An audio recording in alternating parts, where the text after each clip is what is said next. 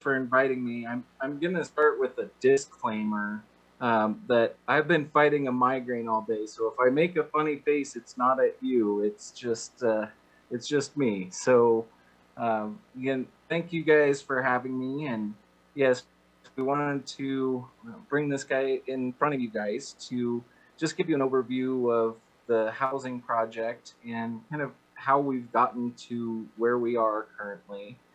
And as was stated, we're working with the city staff right now on the site plan review for this project. So things aren't finalized on this, but we can give you an overview of where we're at today and then take any questions that you guys have. So I guess with that, I'll go to the next slide and just talk through kind of how we, again, got to where we are. So, you know, the residence halls that we currently have, one that we constructed was in 1967. So we're 50 plus years uh, out from constructing new student housing. You know, the need for this, I think, has been recognized for a long time. Um, when I joined the university in 2013, shortly after that date, we started a student housing visioning study. And this is really where we started to look at some different sites and did a lot of precedent studies, you know, looking at other universities, looking at best practices in residence life. And so that's where our formal planning for the project started. When that was complete, then you could see here in December of 2017, we did another study that was a 10-year student housing master plan. And why that plan is important is that that report was submitted to the Joint Appropriations Committee for review and looking at what we were doing. And it was really at that point that the state became, you know, very involved and interested in, you know, helping us with that project. And so in 2018, the governor appointed a legislative task force to study the University of Wyoming housing. And that task force went through 2 years, kind of two iterations. Um, and in that first one, and I'll talk about that, what really resulted from that was called House Bill 293, and it set out a lot of the parameters and recommendations that the task force made after, you know, having a lot of, you know, meetings with both contractors and designers, community members. They brought in a lot of outside expertise to just come in and kind of testify on what their individual uh, expertise was. So there were a number of meetings through that time period. Um, and once through that 2 year process that we went through, um, that really kicked off the planning for the project. And what became apparent after that direction was to revisit our last campus master plan, which was called, and with the projects that were going on and what the direction from this task force was, it became very apparent that we needed to put all of these projects that were in planning into an updated master plan that really reflected that. Because as you'll see in this presentation, um, it has a big impact on just how the campus is organized, how transit works, how parking works. And so in 2020, in this master planning and design process, we went through a year-long process to update our campus master plan. And so that's called the 2020 Campus Master Plan. And that really helped guide some of the decisions and some of the planning that we um, have and are doing currently. So I have a couple of slides there that relate specifically to the housing project that gives you a good idea of, you know, how we got to where we are. If you can go back to that last slide. Um, so that kind of, once we went through that master planning process and really got into the design of the project, we then moved into construction documents for the project, and that's really where we are right now. So as I said, we have recently submitted our site plan application to the city, and it's, you know, when we coordinate and work through that process, then we will be finalizing the construction documents to incorporate the comments that we receive from the planning and engineering and public works folks that have been working with us through a couple of reviews. So that process to our current plan for the construction of both the north and south halls is I'll present. And we have a construction duration currently planned to start at the beginning of November of this year and will be complete by the spring of 2025. So pretty long construction duration, but it's a very large project. It's the largest project we've ever taken on at the university. So that gives you an idea of, you know, how we've got to today and what we're thinking as far as completing the project. So next slide.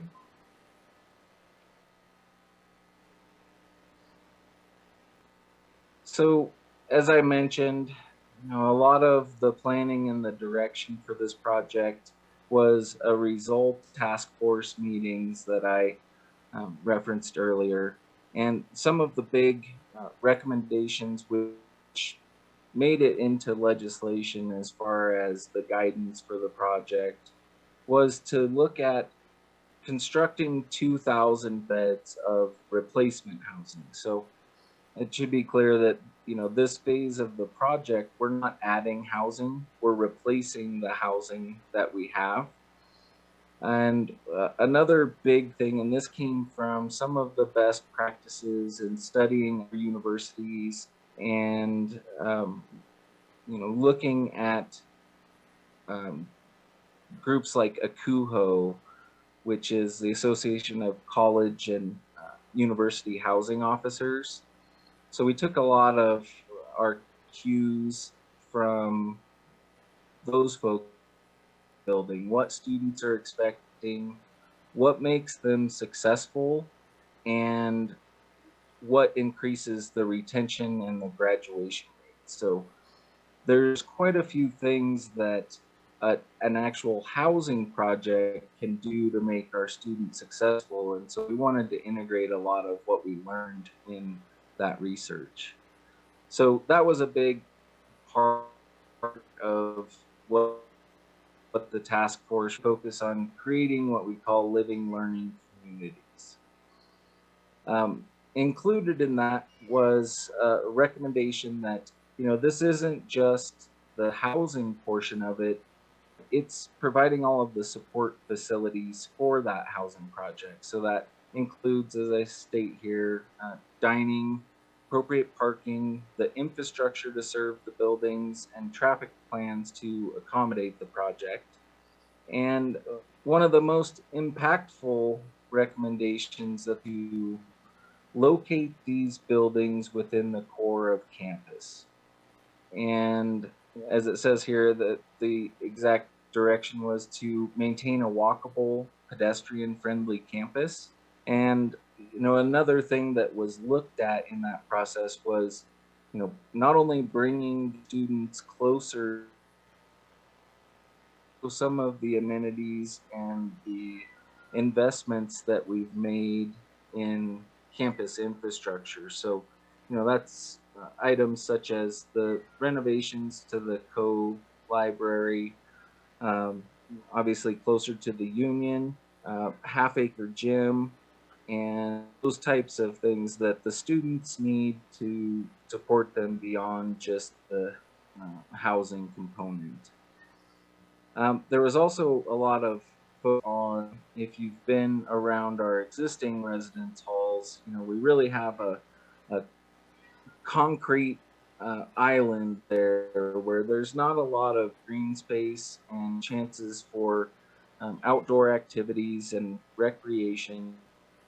So there was a focus on, and I'll get it in here in a minute, but when we looked at how many buildings we should be building and how big they should be, one of the focuses was, we don't want to just end up with the same kind of concrete island that exists currently around the residence hall. That green space around the buildings, as well as a specific vision for creating a lawn to the east of the Wyoming Union. So that where that exists, and I'll show you in the site plan, is in the current location of the half-acre gym and Wyoming Union parking lot. So the vision for that is that it creates a lawn that creates a um, not only a place to recreate, but just a visual connection and trying to connect the East Campus to the core of campus from a master planning perspective. Um, some of the other things, and I'll talk about some of what we call enabling projects that had to happen to accommodate this housing project, was to replace the parking that is being lost at the half acre gym and Wyoming Union lot.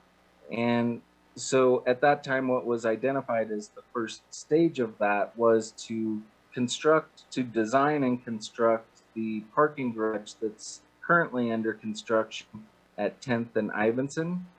And there was a focus on not only creating a parking lot, but incorporating it into the campus mobility system. So there was, specific guidance given to making that essentially a transit hub for not only the campus commuter routes, but our city routes as well, to really provide a transfer station, if you will. And another piece of that, if you're familiar with where the current University of Wyoming Police Department is, there was a desire to not only upgrade their facilities, but to bring them closer to the core of campus. And so part of that direction was to create the police headquarters, and that's integrated into the garage that's currently being constructed. So about a third of the lower floor on the north side is dedicated for the University of Wyoming Police Department. Um, Another piece of that was the relocation, and you'll see here in a minute what the extent of the site that was outlined by the force was. But uh, one of the other enabling projects that was recommended and that we have recently completed is relocating our fleet and rental car services, which occupied and our rental cars were located in between 13th and 14th Street on Bradley. Um, all of those services, including the maintenance facility that was previously located at 14th and Lewis in the basement of the services building, all of those functions have been relocated into the new facility that was constructed this and just completed this last year on South 5th. So all of those services now exist there. And another piece of this, and you'll see in the site plan, the footprints of these buildings. A recommendation was made for the deconstruction of Wyoming Hall, which, to accommodate the occupants of that building, uh, resulted in the renovation of the Hill Hall facility. So the Crane Hill complex, this would be the building that's on the furthest west side of that complex. So that was completed, and Um, I'll go to the next slide here.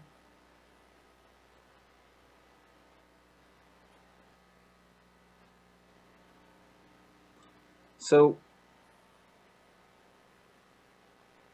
created, as I said, after the 2018 task force.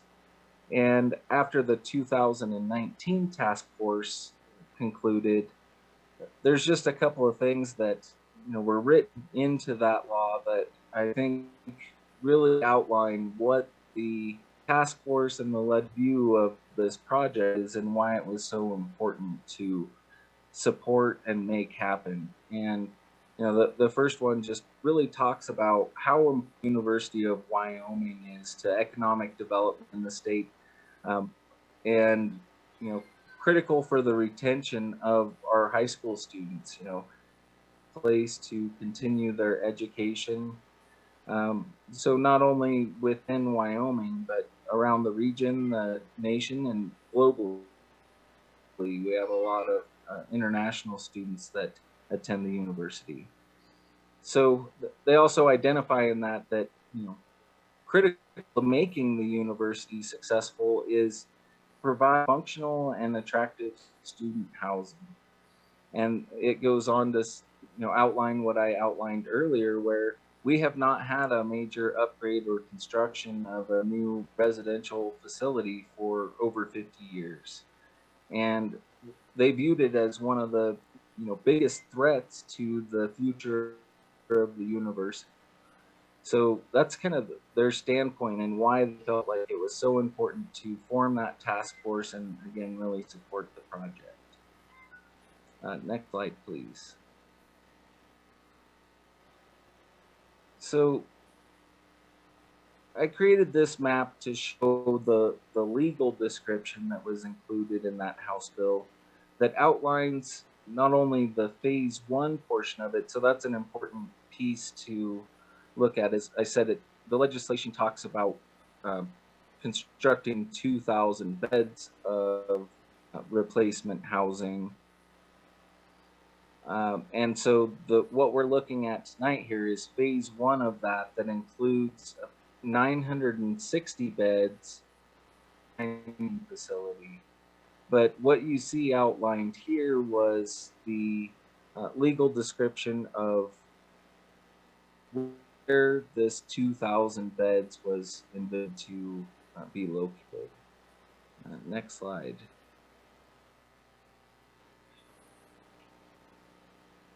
So as I stated earlier, part of this planning, once we had that direction and a clear idea of, what was envisioned for this project, we had that information. It was actually going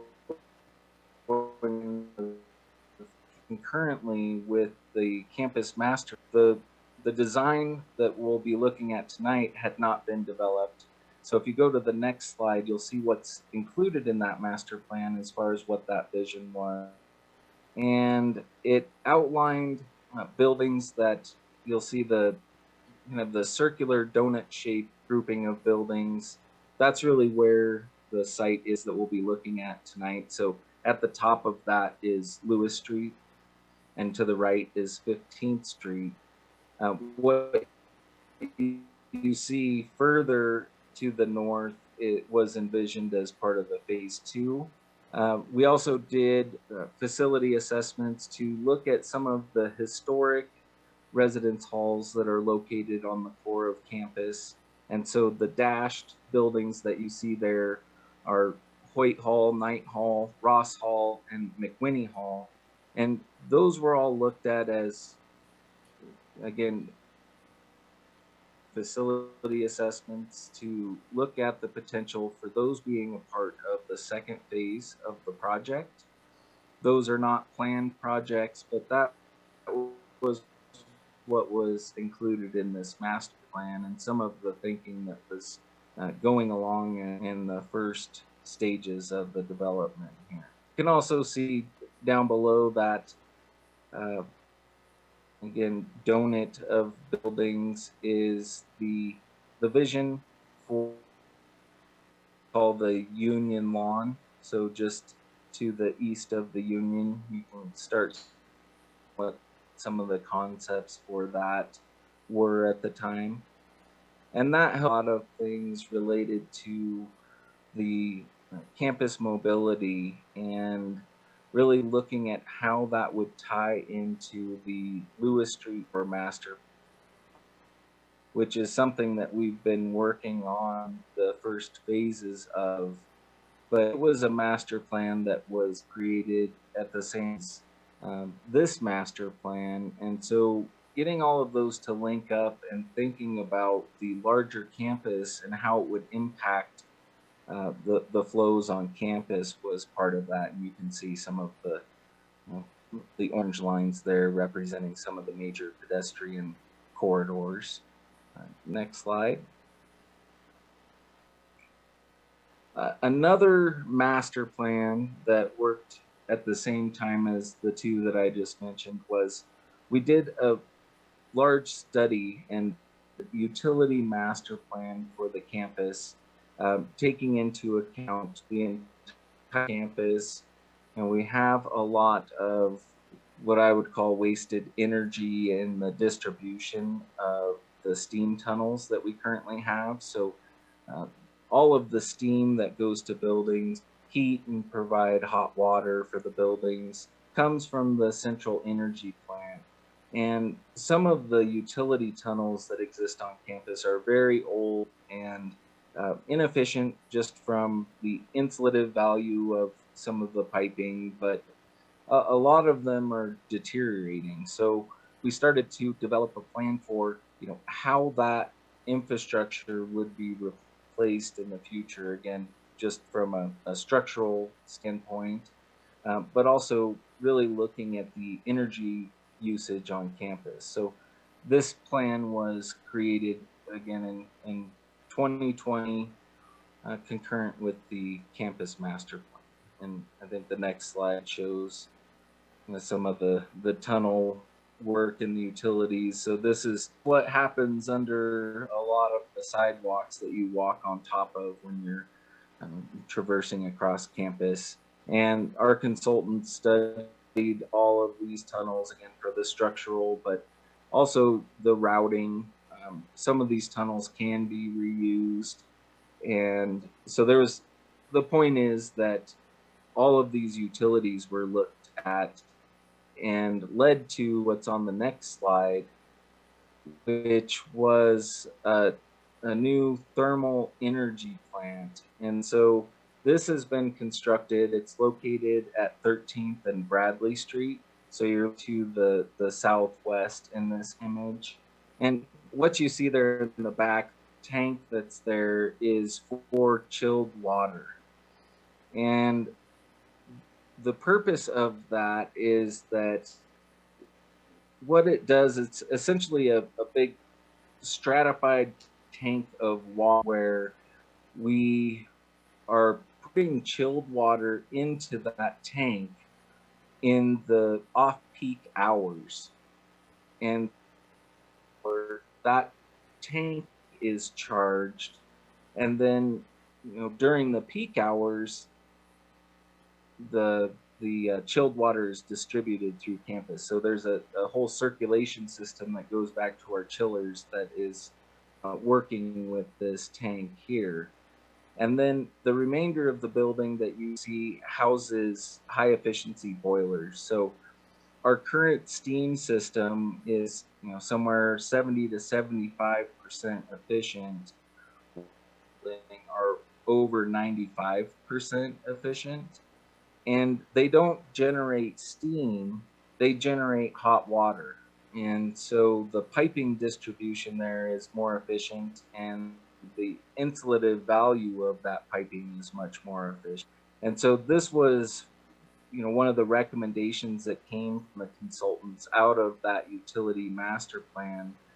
And when it was constructed, and it still does, it currently has additional capacity to start creating distributions to some of the existing buildings, but it also has the heating and chilled water that's needed to serve these new housing buildings. So I would call this another enabling project. Next slide.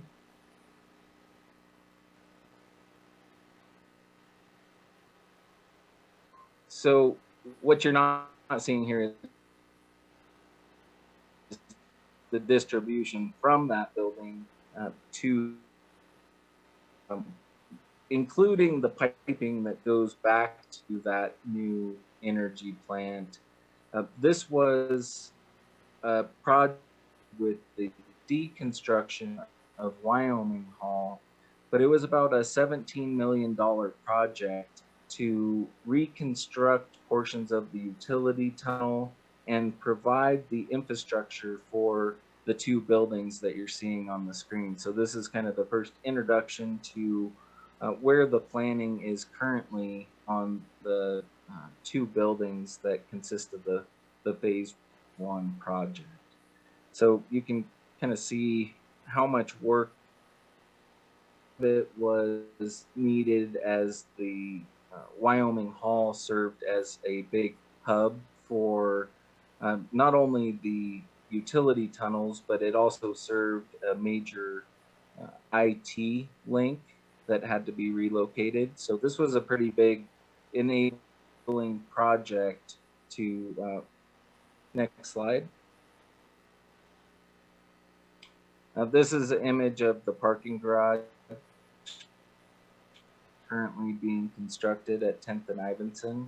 So you can see on the mirror, everything to the left of that on the lower level is the UW Police Department.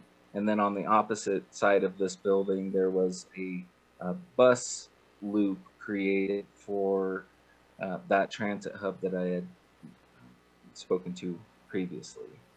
Next slide. This is a rendering of the transit maintenance facility on South 15th Street that was created.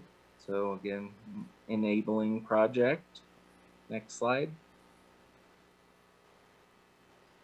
And so here's the site plan, and again, where the current planning exists on these projects. On the right side, the roundabout, that's 15th Street. The street that's going off to the right, that's, and then north is up on this image. So, you know, the House bill and the site that they had recommended in that plan, you can see the that I've referred to a couple of times, and then the next building north is referred to as South Hall, and that building is all residence hall, whereas the next building to the north there, North Hall, it contains the dining facility as well as another housing project that's essentially built on and over that facility. So about 450 beds, and the North Hall is around 500 beds. And then there's a 2-story dining component that's integrated into that I'll show you on the next slide, but I'll kind of walk you here around the site. So, you know, one of the challenges with this site is, you know, how do you maintain access to Wyoming Union? You know, all of the service to that building, so new goods coming in as well as the recycling and trash that leaves that building, all happens on the upper right of the Wyoming Union, or the northeast side of the building. So that was obviously something that we needed to keep and we needed to plan around. But we also had to think about things like the recycling and trash removal and deliveries to these residence halls. So you can see on this plan where it comes off of 15th, and you have this oxbow that goes around the buildings, provides that access to the Wyoming Union. That drive lane continues to a circle drive that also provides access to the recycling for that South Residence Hall, as well as in the upper right of the outdoor recreation facility. And so that's where students and community members can rent bikes and skis and canoes and things like that. So we needed to maintain a way for people to be able to pick up and drop off things at that facility. As you move north and the roundabout there that's proposed at 15th and Willett Street, it also incorporates the transit facility. So right now our major hub is located just to the east of the Wyoming Union. So that function needed to be replaced in close proximity to where it exists currently.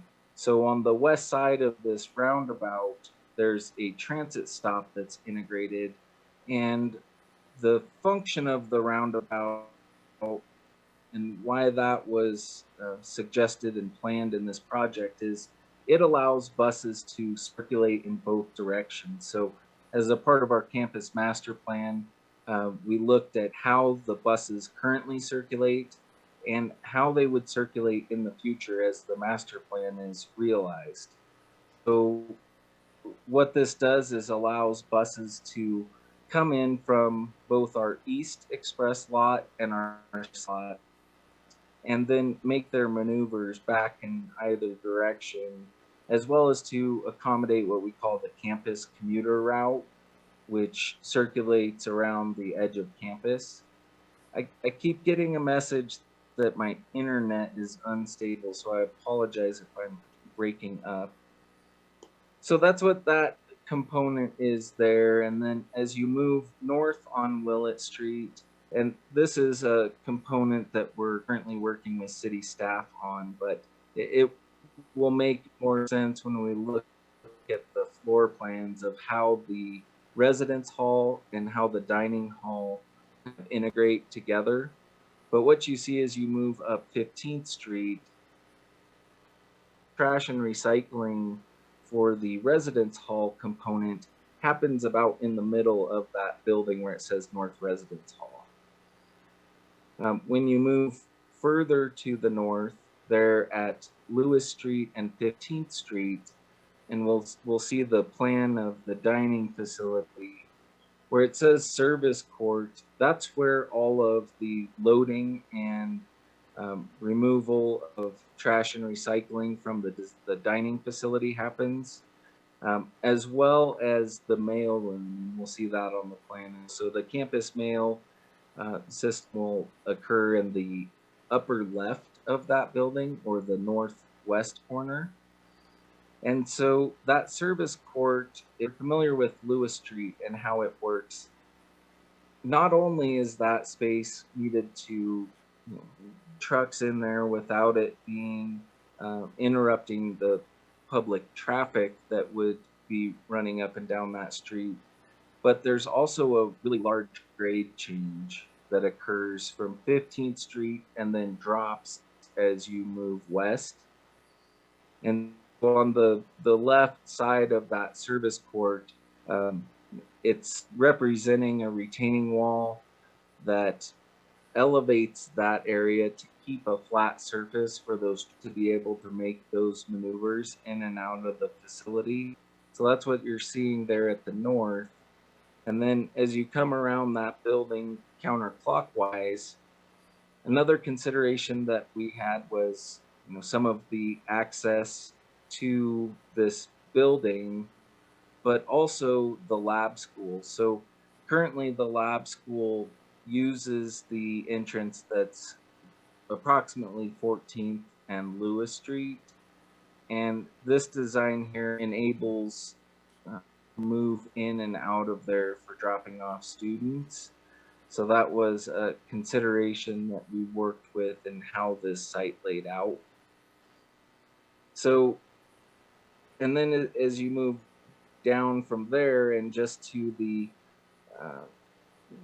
southeast of McWhinney Hall, what you see there is a big plaza, and that semicircle that you see there is the bike parking area for both of the residence halls. And just to the east of that, where it says open lawn, it's just that it's a nice big open grass area. And just to the right of that is into the residence hall portion. And that's opposed to, I hit those entries when I went by them, but the dining hall entries are on the upper left side of that north residence hall. And then as you move down where it says dining entry, so there's kind of two main entries to the building.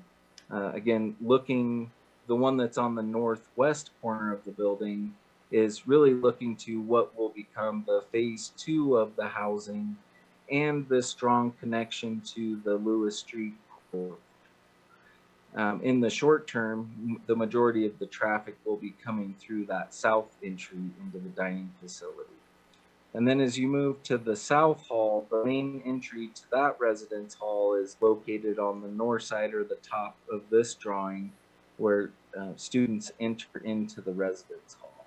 So we can come back to this. I know I kind of went through that quickly, but I think that gives you a good idea of how the site is proposed to lay out. If we go to the next slide.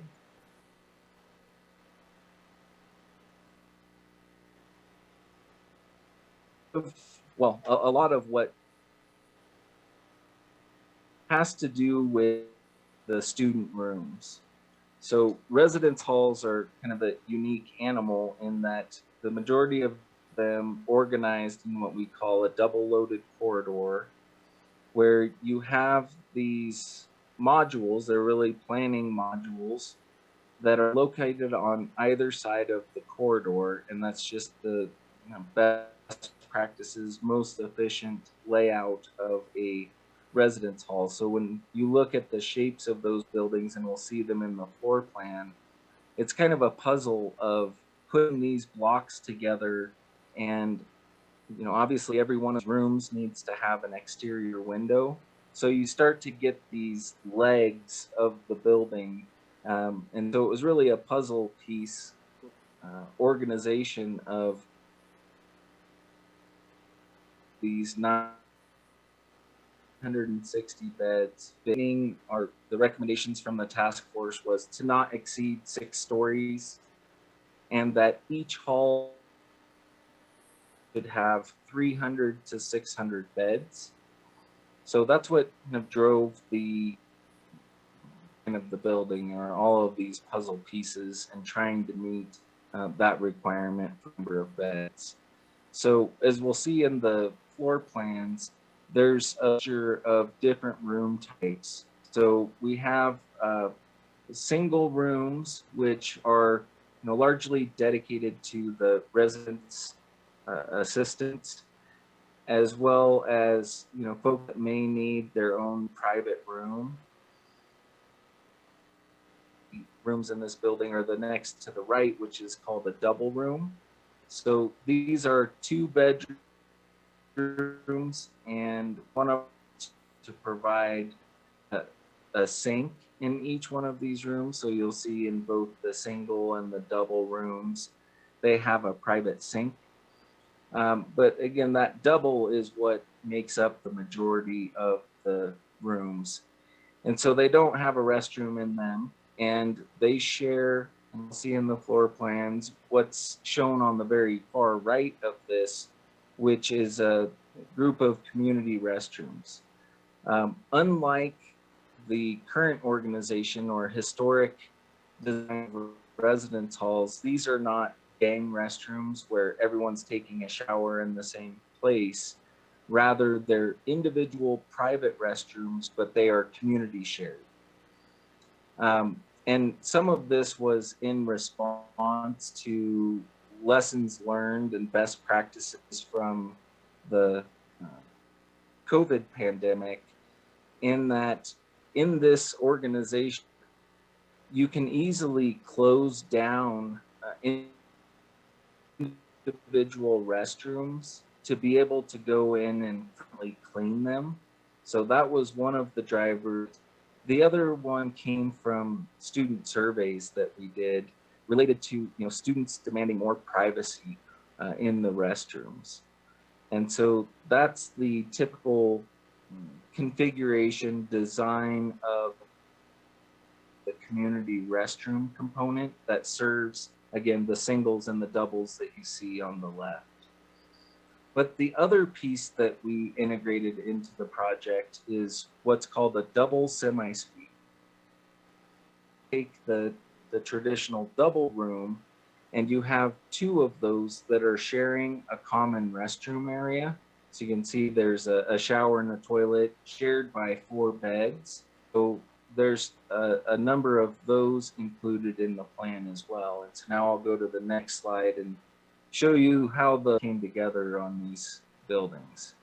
Now, I lied. I'll show you the community areas first, and then we'll get into those floor plans. So this is and it's cut off at the top, but what occurs beyond that to the top is the dining portion.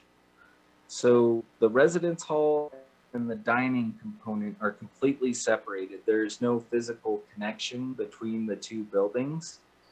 So the main entry to this is located there on the left, and it opens onto that open lawn area that I'd pointed. And what this spaces that exist. So you have a main lobby with essentially a large living room area that includes things like the game room. It has a community kitchen included, as well as a multi-purpose classroom. We have RA workrooms. We have a number of student advising rooms. So these are private study rooms where a faculty member can come into the student's house, if you will, and work with them within residence hall. We have 2 sets of apartments in each building. So this is for the residence hall direct and a faculty apartment. And then you also have laundry facilities are located on this level. Right off of the area above an elevator lobbies. So those 2 boxes with the X's through them, those are the elevators that serve the upper floors. Next slide.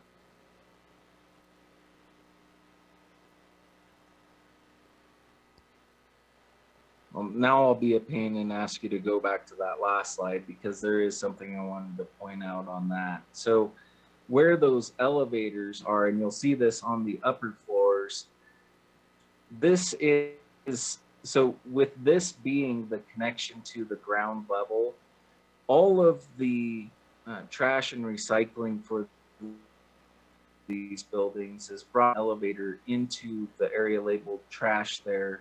And then it's moved to the north, or the very top portion of this drawing, which is the trash and recycling. That area points, the door that's on the right side of that is what I was trying to show kind of mid-block on 15th Street. And so that's where the trash and recycling is proposed to happen for this building. And if we go to the upper floor, I've tried to, sorry, next slide. Tried to disorient you. This plan is actually flipped to let you see what's on the drawing. But if you rotated this plan clockwise 90 degrees, the X's, that the leg that's projecting furthest to the north, kind of in the building, those are those elevators that I was pointing out before. So on each floor, the area just behind that in purple is the trash and recycling collection area for each floor. And then again, that is taken down. So what you're seeing on this plan is the puzzle piece I was referring to. The very light blue color is the single rooms. The medium shade of blue is the traditional double room without the restroom. And then what you see, those are the rooms that have the shared bathroom within them. And then you can see the clusters of green, those are those community restrooms that would use. Everything that you see in purple is either a study lounge, a floor lounge, or a wing. Those are all of the public spaces that students have access to on each floor, and make sure that they're very well distributed in each what we call pod. So each leg of this building is really designed as a single community within a larger community. So they're sharing all of those components in each one of those wings. So you can start to see how, again, the puzzle piece starts to create these shapes of what would be fairly thin building masses, but it's because of how they're organized to get the window and the natural daylight into each room while creating this configuration. So that's what occurs in the upper part of that north building. And everything that you see on the left here is what's stacking over the top of the facility.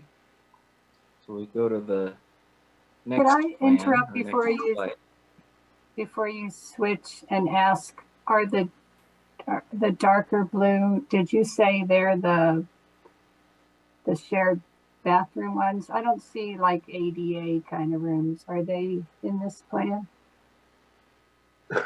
Accessible rooms? Yes, they are. There's so the very darkest shade of blue that you are the ones that have a restroom in the center of 2 double rooms, but all of these rooms are accessible. But they're on the 2nd floor? Is that what I heard you say? This is the 2nd I'm sorry, floor? my audio cut out there. Could you repeat that, please? I saw the previous slide look like the 1st floor. So this is 2nd floor, or are there some rooms that are on the 1st floor so that somebody in a wheelchair doesn't have to have trouble getting out or have to use an elevator? So on the south building, there are rooms on the ground floor. On this building, all of the rooms are accessible via the elevators. So there's elevators to provide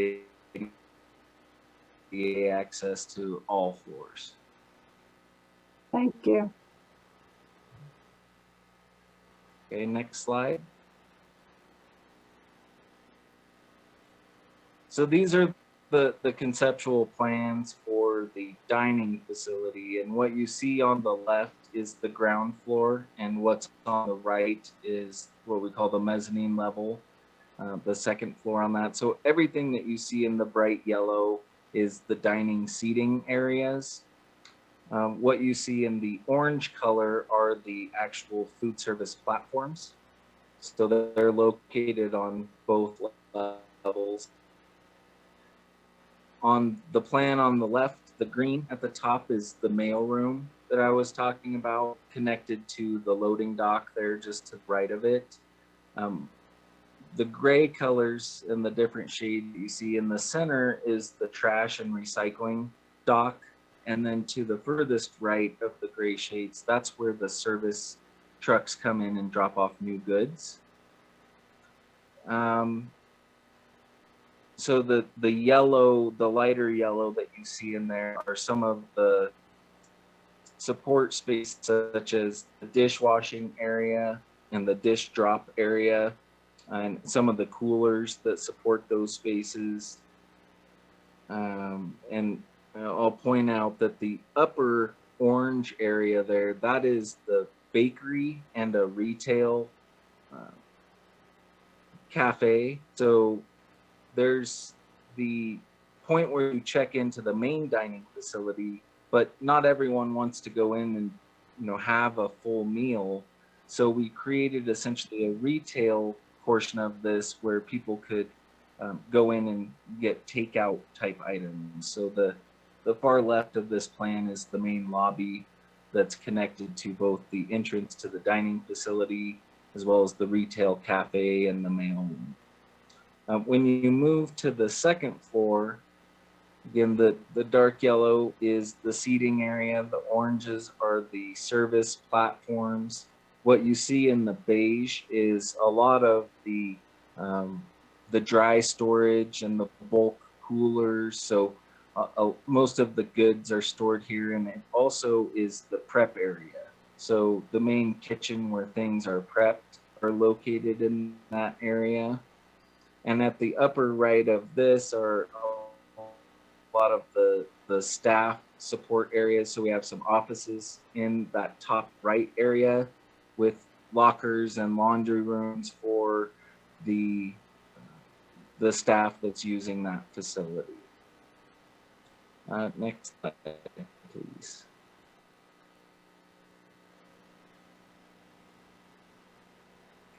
So this is the ground level of the South Hall, and oriented right for you, where north is up on this plan.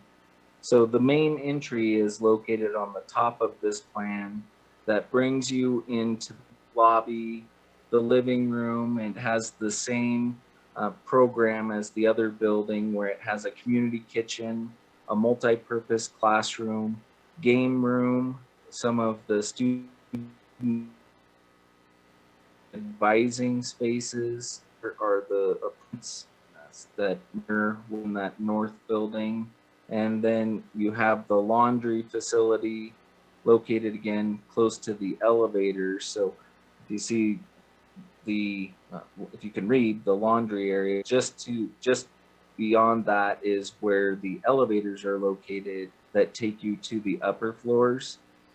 But the way that the grade works on this site and the fact that it's not connected to a dining facility allowed us to provide some first floor rooms.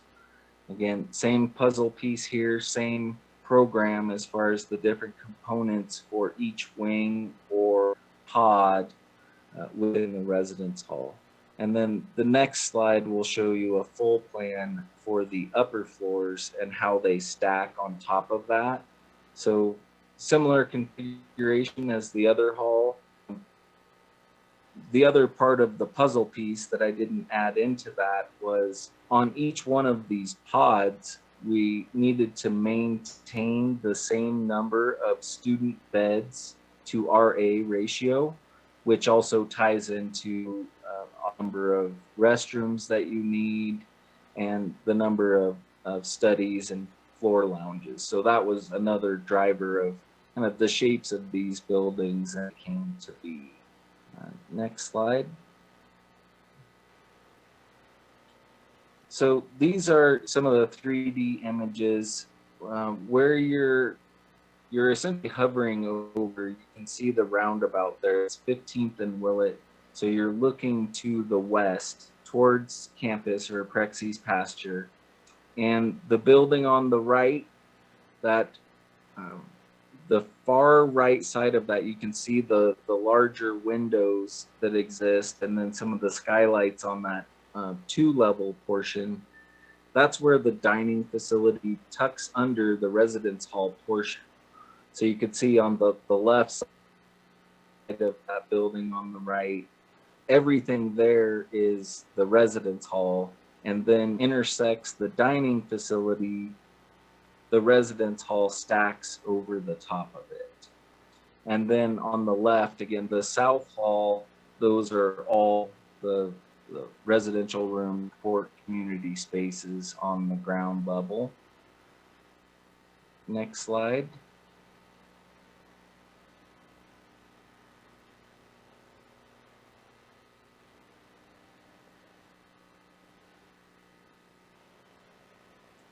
And then this is a view looking in the opposite direction.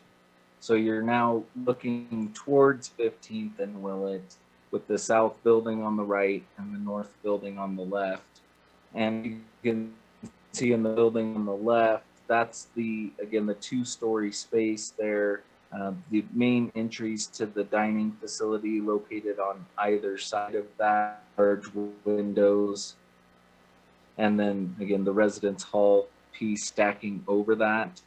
The piece that I didn't point out on the last slide, but you can see on the very far side of this building is the tower that sticks up beyond some of the roof lines, and that's where the elevator shafts and some are located.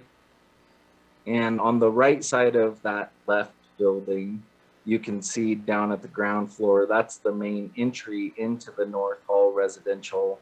And then just to the left of that is the main entry into the South Hall. So just to orient you there. Next slide.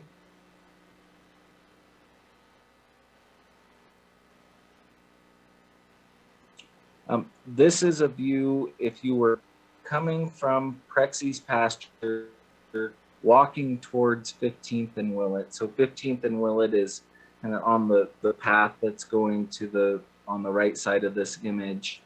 And you're starting to see as you come around McWhinney Hall, you can see the arch on the left side of the screen. That's the south main entry into the dining facility. And then on the right side, again, the entrance into the residence hall portion. Next slide.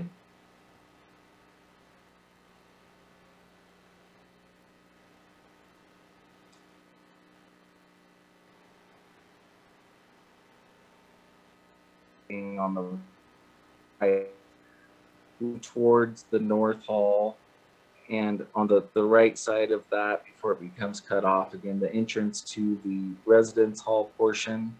The large windows that you see, the 3 large windows, that's a double height space where a dining facility connects to. So that's where the dining facility ends and the residence hall stacks on top of it. Next slide.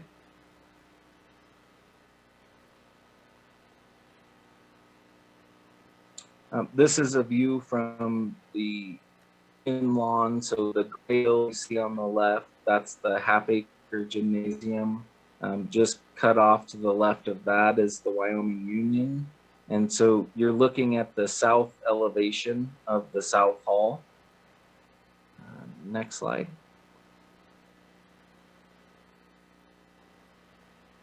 And the proposed route at 15th and Willett, looking to the southwest at the South Hall. So you can see that main entry just on the very right. Next slide.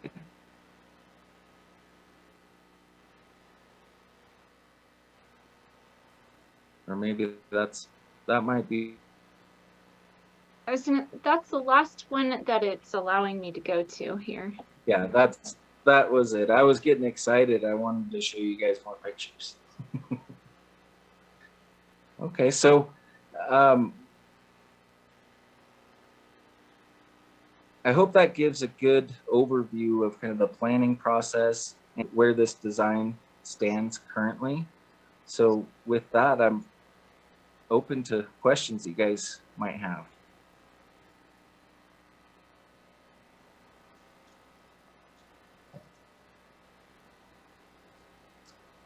And should I be calling raised? Should I be the one driving, calling on folks?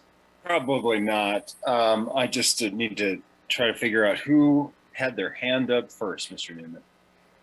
Bear with us.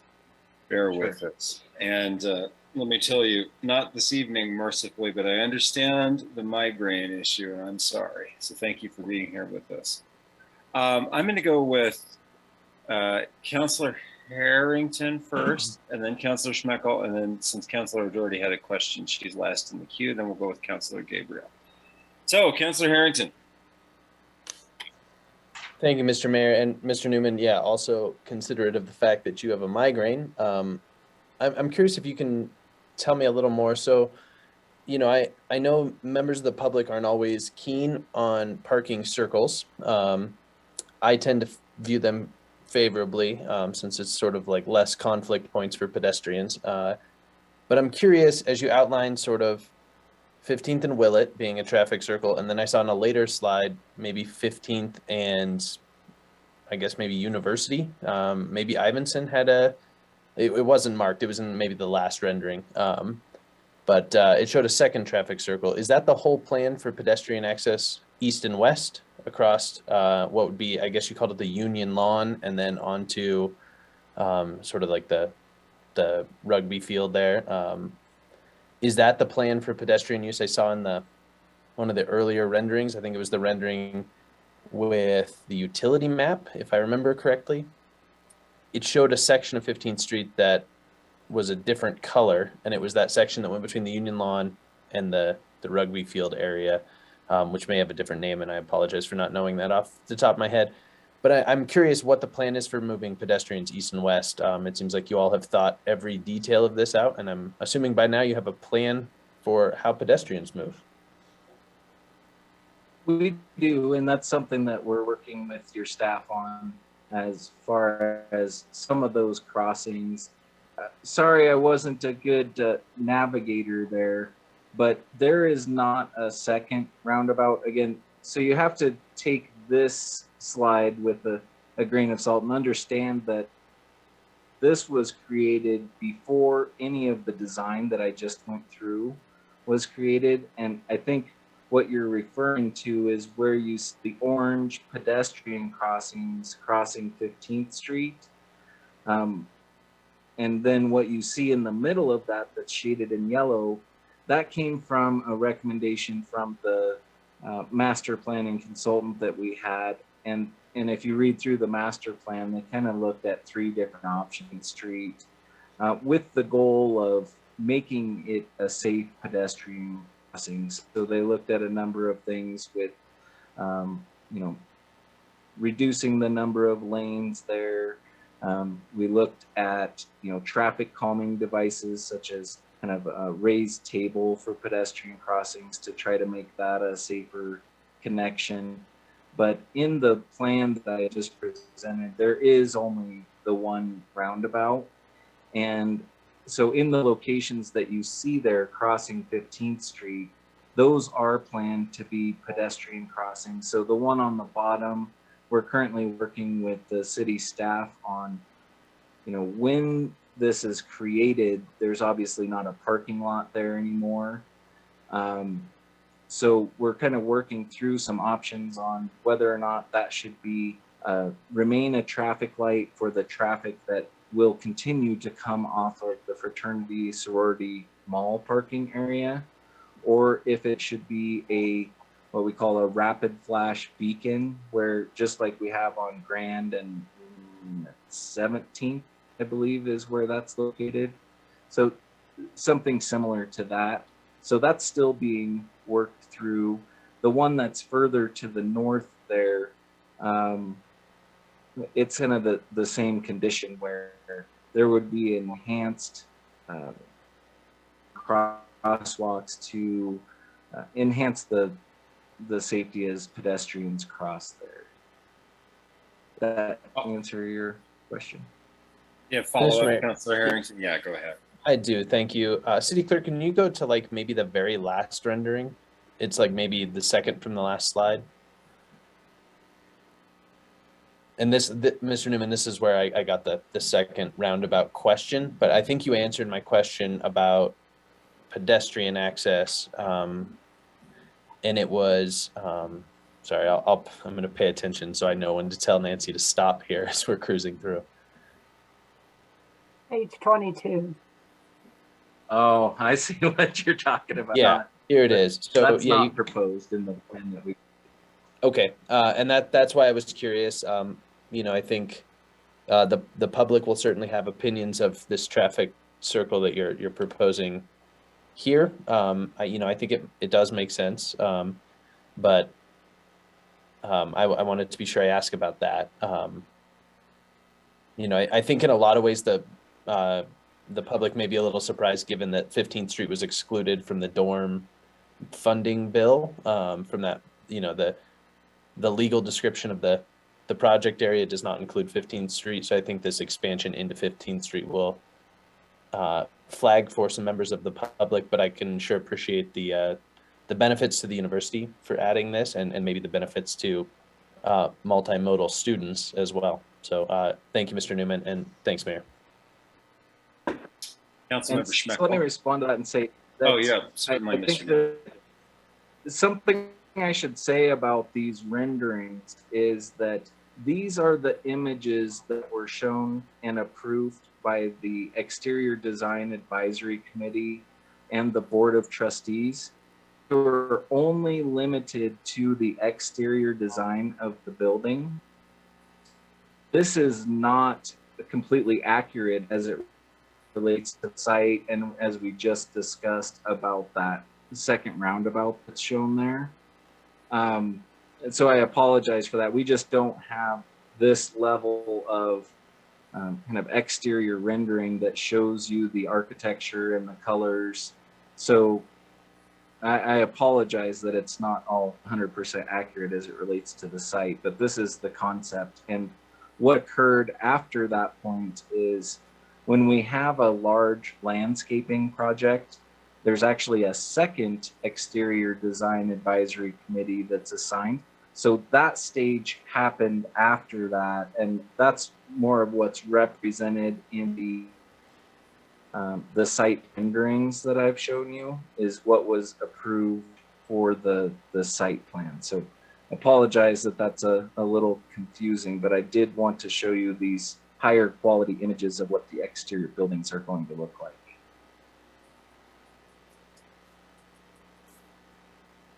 Okay.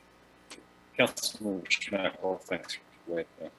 Thank you, Mayor. I was just kind of curious here. You say in the phase one recommendations that says to construct 2,000 beds of replacement housing, yet by my math of those floor plans, we're right just above 1,000.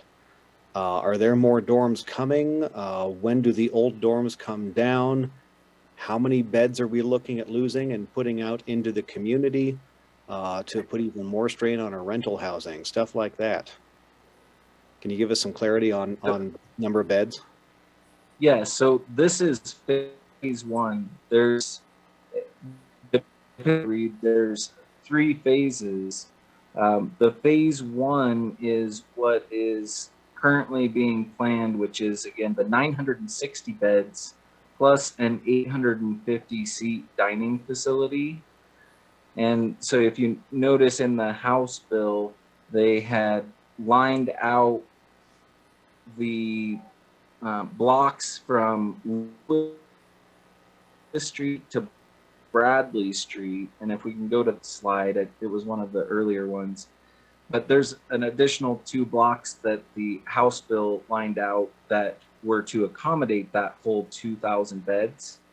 Okay. And again, another way that was looked at in that master plan, when I showed you the housing framework from the master plan, we also were asked to look at some of those existing residence halls. So phase 2 of the project, which would be to replace the other 1,040 beds, were envisioned to go to the north of Lewis Street. Okay, thank you. Thank you, Councilman Schmeckel. I would like to tack on a little addendum to that question, Mr. Newman. Am I correct in my understanding that the old housing won't be decommissioned and completely emptied out and done away with until all of the new housing is completed? In other words, I understand there's going to be some phasing, but there will still be old housing available to students while new housing is coming online. Is that correct? That's correct. And, you know, one of the things that will happen, again, we're not adding these beds. So there will be 960 beds that come offline just because we don't have for those. So it's part of the math. It hasn't been determined which ones of those will be taken offline, but obviously we would ideally take whole buildings offline at once just for efficiencies in utilities and not, you know, heating a whole building that's half vacant, or the staffing and custodial. So exactly which ones will be used hasn't been determined by the Board of Trustees, but again, we're not adding those beds, if that makes sense. Right. So if I understand correctly, old housing will be emptied as new housing is available. So those housing levels, as Councilmember Schmeckel put it, the number of beds available won't be at a deficit at any point during any phase of this project. Those trade-offs and the determinations for buildings will be made as you go, as the institution moves forward with this project. That's correct. Thank you. Sorry, Mr. Newman, your connection is a little bit delayed for us, so it takes a second. Yeah, I only have these problems when I'm trying to give this kind of a presentation. Of course, and no worries. Next, I've got Councilmember O'Doherty, then I'll go to Gabriel, Councilmember Gabriel, and Councilmember Somerville. Councilmember O'Doherty. Hi, Matt, thanks for coming, and I'm sorry about the headache. And not to contribute to your headache, but I'm not aware that we vacated any part of 15th Street, and the public would be really upset if we did. So I'm concerned about what looks like changes on 15th, and I'm really concerned about having a bus turnoff at a roundabout. I've looked at, I've tried to see if that, I hope that's been studied by traffic engineers, because I think what normal people would be doing is pulling in there to drop off people at the dorms. I don't see any consideration that students sometimes need to get picked up and dropped off near the dorms. And so losing that parking lot by the union, I know that that's probably mandated by the legislature, so we don't have much choice, but I'm really concerned about a roundabout with a bus, because I think you're encouraging pedestrians to cross at the roundabout instead of the crosswalk. So I'd really like that to be examined by YDOT or people that study roundabouts. I think roundabouts are great, but I don't think that's a great place for one. So I hope that this is really considered. And I also don't see where people are coming if somebody's going to an event at the union or using any of the retail things, like running in there to get stuff from the copy center or from the bookstore. You can't just park and run in and buy things. So maybe the bookstore could be moved somewhere that it's available to the public. Just some thoughts. Thank you. I'll try to hit all of those. So, and maybe I'll go in reverse order. So, if you've been on the southwest side of the Union, we do have a drop-off space there. We also have public parking in that lot to the southwest side of the Union. So folks will still be able to pull up fairly closely to the Union for, just as you said, the copy center and some of the retail functions that happen in that building. As far as the drop-offs for students at the residence halls, included in each hall is a roundabout drop-off point at the entry to each one of those buildings. So that was one of the things that I'm not a very good navigator with my hands. I can do this, but I can't point at the screen when I'm not driving it. But we do have drop-offs for students at each one of the buildings. So I'm not sure if that addresses those comments. So we did also do a, I'm sorry, go ahead. It looked like it was just service entrance. So you're saying that the public who has a student at the dorm could pull in there to get their student on the weekend, like picking somebody up or dropping somebody off, that those service roads are available to the public? Yeah, so on the North Hall, if you look kind of in the middle of the building and just to the left of where it says dining entry, there's a drop-off point there, as well as some short-term parking that is right along that sidewalk, just up against the building.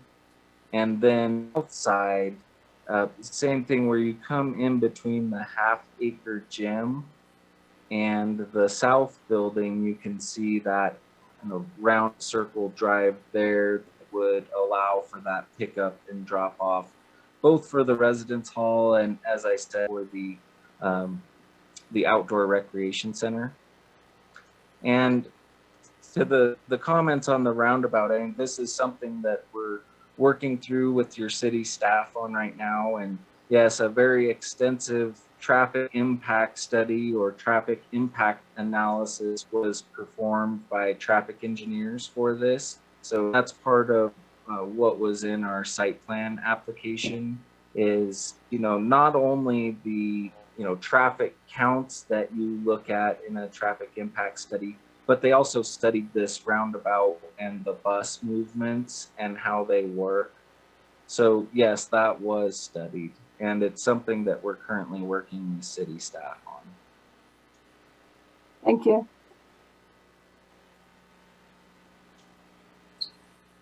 Thank you. Yeah, Councilmember Gabriel. Thanks, Mayor. Matt, in light of the circumstances, we all appreciate your presentation here tonight. My question, I think a lot of us in the city are concerned about 15th Street access during construction. You talked about the 2+ years of construction.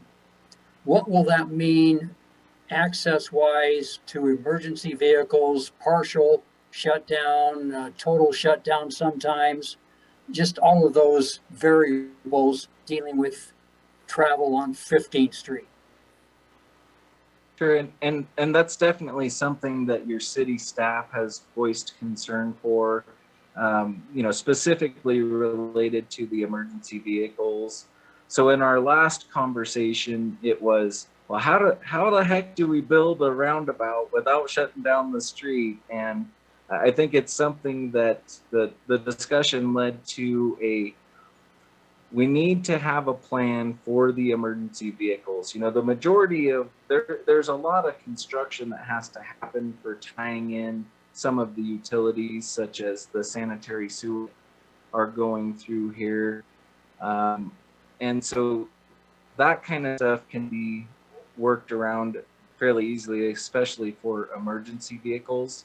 But the tough one that we're trying to work through right now, and we want to work with all of the emergency services, so both the City of Laramie and University of Wyoming Police Department, to make sure that we're not, causing problems with response time. So there's some logistics there that we need to work through, but that is something that we're working with your staff on, trying to find a good solution that we can include in our bidding packages for the contractors that will be bidding this, so that they understand what is expected of them as on this work. Do you see 15th Street then being shut down partially at times or totally at times?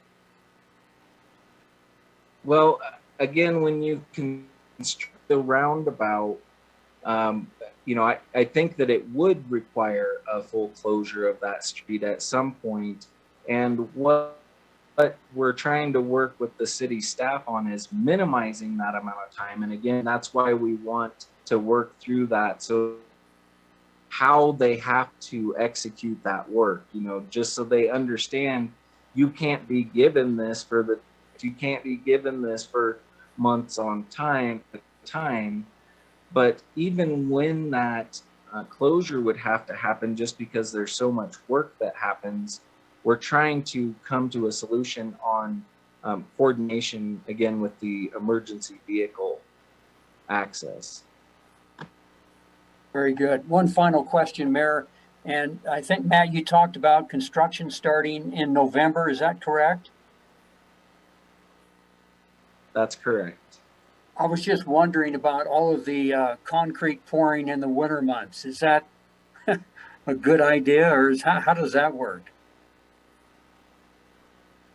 Well, that's part of how the building was designed, and there's obviously a lot of site prep work that happens before you start pouring foundations, and a lot of underground utility work that has to be coordinated. But one of the things that's interesting about the structure of these buildings is but the caissons that we've designed for the project are what's called a rammed aggregate pier. So it's essentially packed rock. So you don't concrete, and that's really where a lot of the foundations start for these buildings. So it's definitely something that we've considered. And, you know, part of this design process is that very early on, we hired a construction manager to work with us through the design process. So it's not just, you know, us and the design team saying, this is when you need to start construction. It's been a coordinated effort with that construction manager with consideration for exactly what you're talking about. Appreciate it. Thank you. Thank you, Councilmember Gabriel. Councilmember Somerville, thanks for waiting. Thank you, Mayor. I'll just start out with a couple comments here, and then I have a couple of questions for you. So first, in regards to the traffic circle at 15th Street, I can certainly see the need for that. However, I have nightmares about the conversation about 15th Street in this community 4 or 5 years ago. It was very passionate. It was very, I think we saw more citizen engagement in that conversation than we had in most other issues. So I'm wondering if that isn't something that needs to come back to council at some point in time, either as part of the site review process. I know that our traffic commission is going to take a look at that, but I think that's important that it comes to council for approval before any major changes are made on 15th Street. The other comment I have is I have some pretty strong concerns about the impact on 14th Street and Lewis, specific to the lab school. That is, while the university does own quite a bit of the property on the north side of Lewis Street there, that provides that all those lab school parents are going to have to be driving through a residential neighborhood all the time. There's no turnoff of 15th Street and 1 block into the lab school. I think that needs traffic study and impact study. And I just generally have some serious reservations about leveling out that descent between 14th and 15th. I understand why you guys might need that, but I have a lot of concerns there that the residences north of the University of Wyoming certainly have taken a brunt of impact. So however we can be collaborative on that to really not put something in long term that's going to be detrimental to those blocks in that area would be appreciated. I do have a question on fire access. As I'm looking at the dorms and the plans, and trying to remember the process that this goes through. A lot of those, kind of getting to the west side of the buildings and in between them, if there's a structure fire that's on the inside in the grassy area in those buildings, have we had that reviewed by the Laramie Fire Department yet to see if the access that you guys are providing is adequate? Because we are required to respond to those buildings. Yes, and we've had a number of meetings with the Laramie Fire Department, with Dennis Johnson, and you know the walks that you see in between these buildings are rated for 90,000-pound fire trucks. So they're designed not only for the widths, but we also did a very extensive review with them for actual staging areas. So making sure that not only can the truck get in there, but and put out their outriggers. So we've had some pretty in-depth coordination with the Laramie Fire Department, all the way down to talking to our University Police Department has concerns for trying to protect those sidewalks from people, driving onto them just for their convenience, but in the event that there's some kind of an attack where someone is trying to do harm. So we've gone through with them looking at a number of different bollard designs to maintain that access. We've looked at a lot of the bollards that are on campus and some of the pros and cons. So we've had some pretty detailed conversations regarding that. And it's also part of the site plan review process that we're currently working through. For the lab school access, I will tell you that that was part of the traffic impact analysis. So we put data, and that does have an impact to some of the parking that exists on the on Bradley Street, just south of 15th Street, where it was we installed a turn lane in there to help with some of that traffic. That was also studied. Okay, I appreciate that. You know, with the lab school, maybe it would be helpful if you guys could share with us your long-term parking plans again and walk through how you plan to have all these kids with cars and UW lab school personnel deal with the parking issue that's going to be created on this northeast section of campus. Is that something you guys can share with us?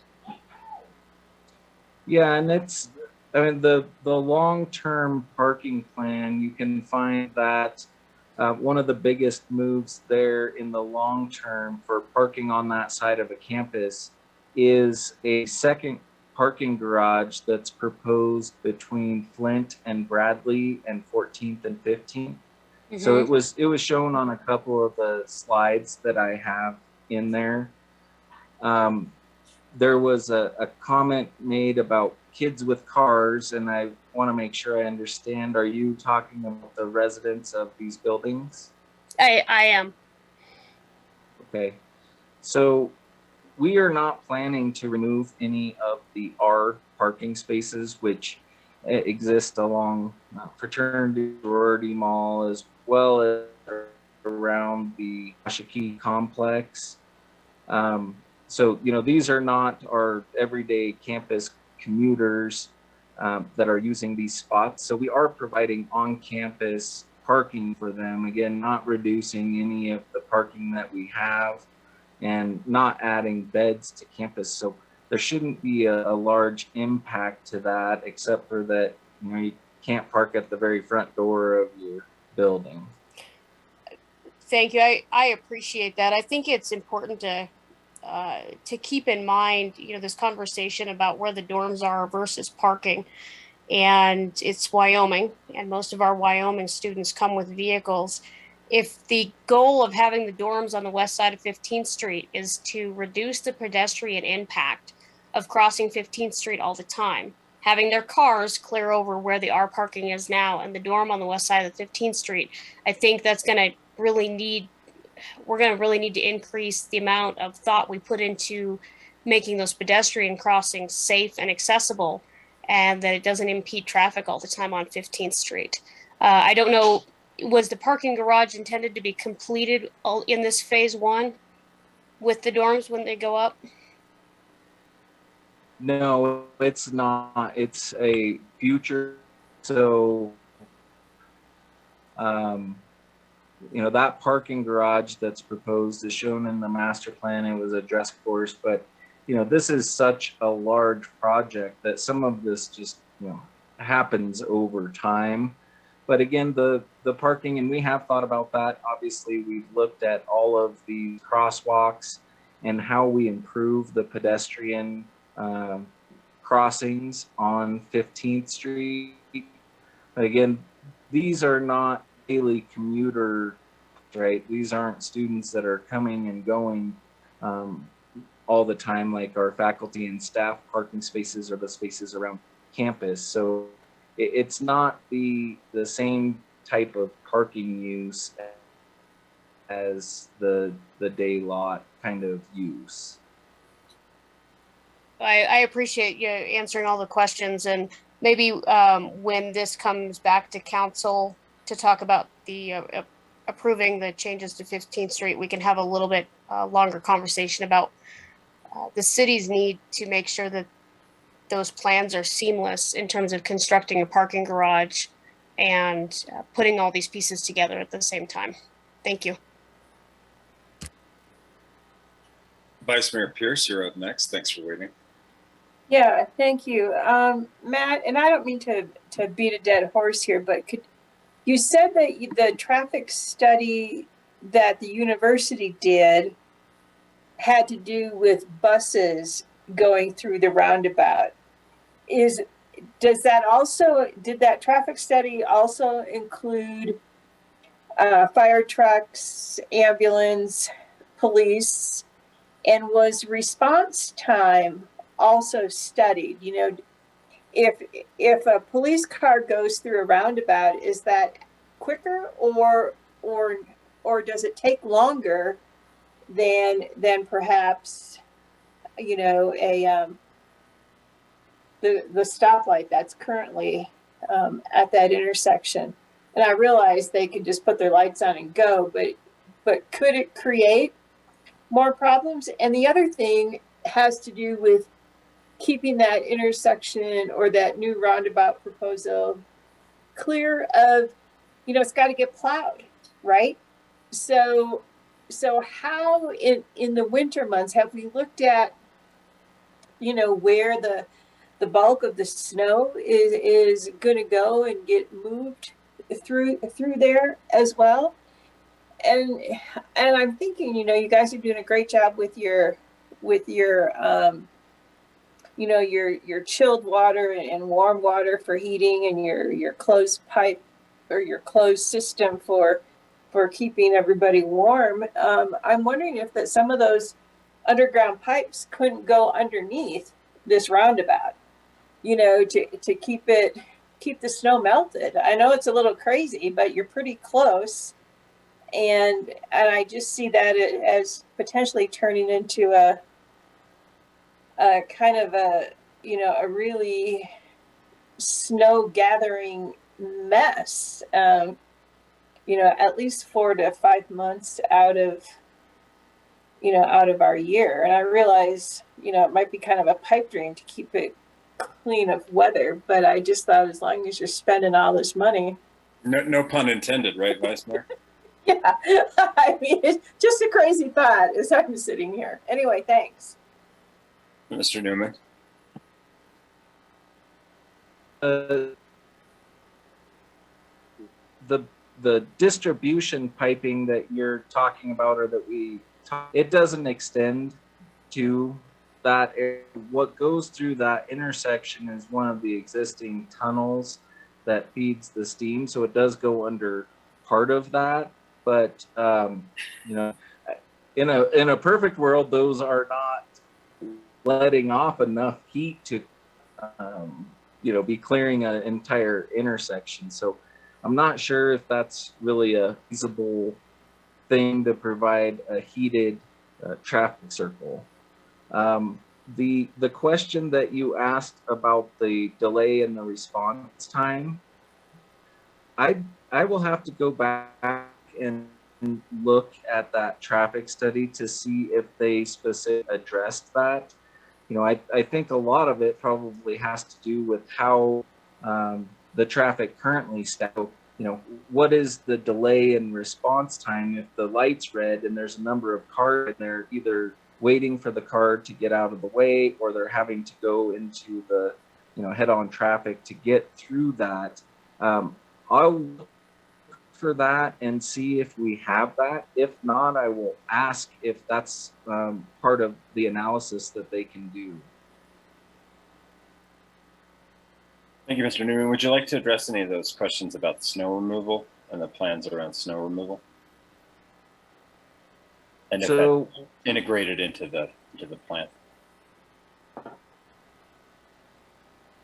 So I think that question is probably a public works type question as far as how they would allow a roundabout. But for the, you know, what's been discussed so far is, you know, in creating this, we're kind of changing where the university property study begins. So, you know, the city right of way would need to come into what is currently the existing campus. And so we've had a lot of conversations on where that division should happen. And that's something that we just actually talked about this last week of, who's going to be responsible for maintaining what? And what seemed to make sense, and again, this is a work in progress, but it seemed to make sense that we would define that at the edge of where the public traffic circulates, and that everything that's in that bus transit area would be maintained both from a snow and from just the physical infrastructure by the university. So, I would have to talk with the city staff to see what their concerns may be for snow removal roundabout and how that may be different than a traditional intersection. Thank you. I really appreciate that. I think it's important to take all those factors into consideration when making a proposal like this, because based on the drawing, it looked to me like you're taking a 4-lane road and really reducing it in that roundabout section to a 2-lane roundabout. And there's, not that I know, but I would think it'd be really difficult to get a fire truck or even a bus around, just a single lane. And so I'm not sure, even in your design and your renderings, if the roundabout is actually big enough to accommodate fire trucks, buses, road cleaning equipment and everything else. It just looked too small to me, especially when you had kind of what appeared to be, some sort of a lane dividers coming up to the roundabout. It had that little green stretch. And I don't know if that was intended to be medians in the middle or not, but it just didn't seem like enough space. And when you're putting a median in and out of that roundabout, I don't know how that works either. I think and maybe that's not the case, but that's what the picture showed. I think that creates another potential hazard. So yeah, so that is all part of the traffic impact analysis. What I'd be happy to send these, but the city staff has the more detailed technical drawings on how that's sized.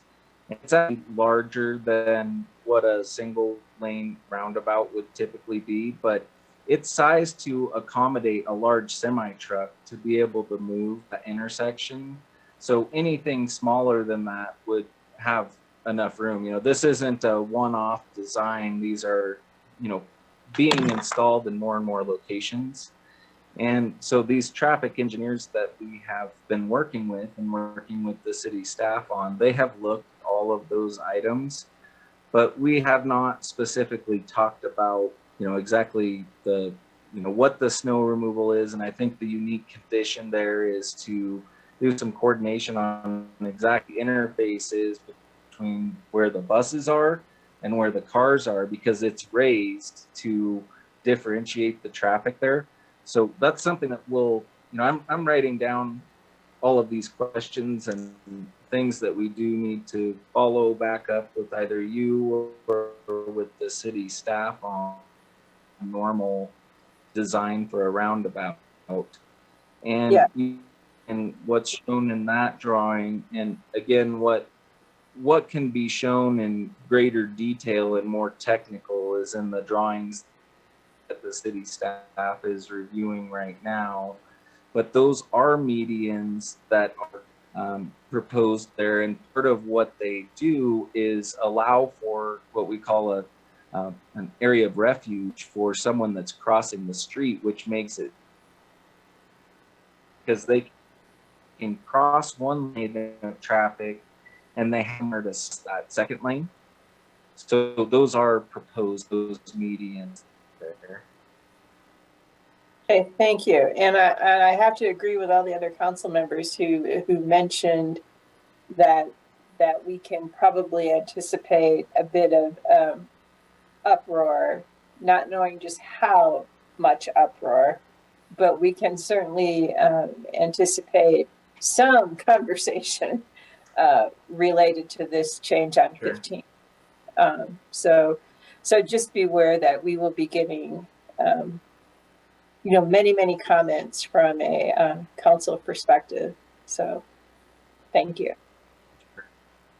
Note that we're having a town and gown update, and some of these questions, Mr. Newman, I think you've rightly pointed out, our staff is involved in. And city manager, I don't know if we have some folks from the staff here that might want to touch on some of those. But with respect to some of these things like discussions around how to manage the roundabout, should that go in and some of those things. And I'd just like to create an opportunity now to see, if we do have some information that anyone from staff would like to share with the council at this point. Thank you, Mayor. I think Mr. Newman kind of captured it. There's discussion ongoing, and first of all, review on the site plan with respect to the traffic impact analysis. We've sent back an initial round of comments. I think you're correct that I think it was Councilmember O'Doherty mentioned that the dedication of land for the right-of-way will need to come back to City Council, and that's likely the best method whereby the council will hear about this again. I would suggest we don't wait until the actual dedication to be in front of you. I think we'll probably give you some updates in subsequent meetings. And then to the issue of maintenance, I know Public Works and our engineering staff have been contemplating maintenance and what that might look like. And as Mr. Newman said, starting to talk about whether we need some kind of special arrangement moving forward for the maintenance of the roadway if these designs all move forward.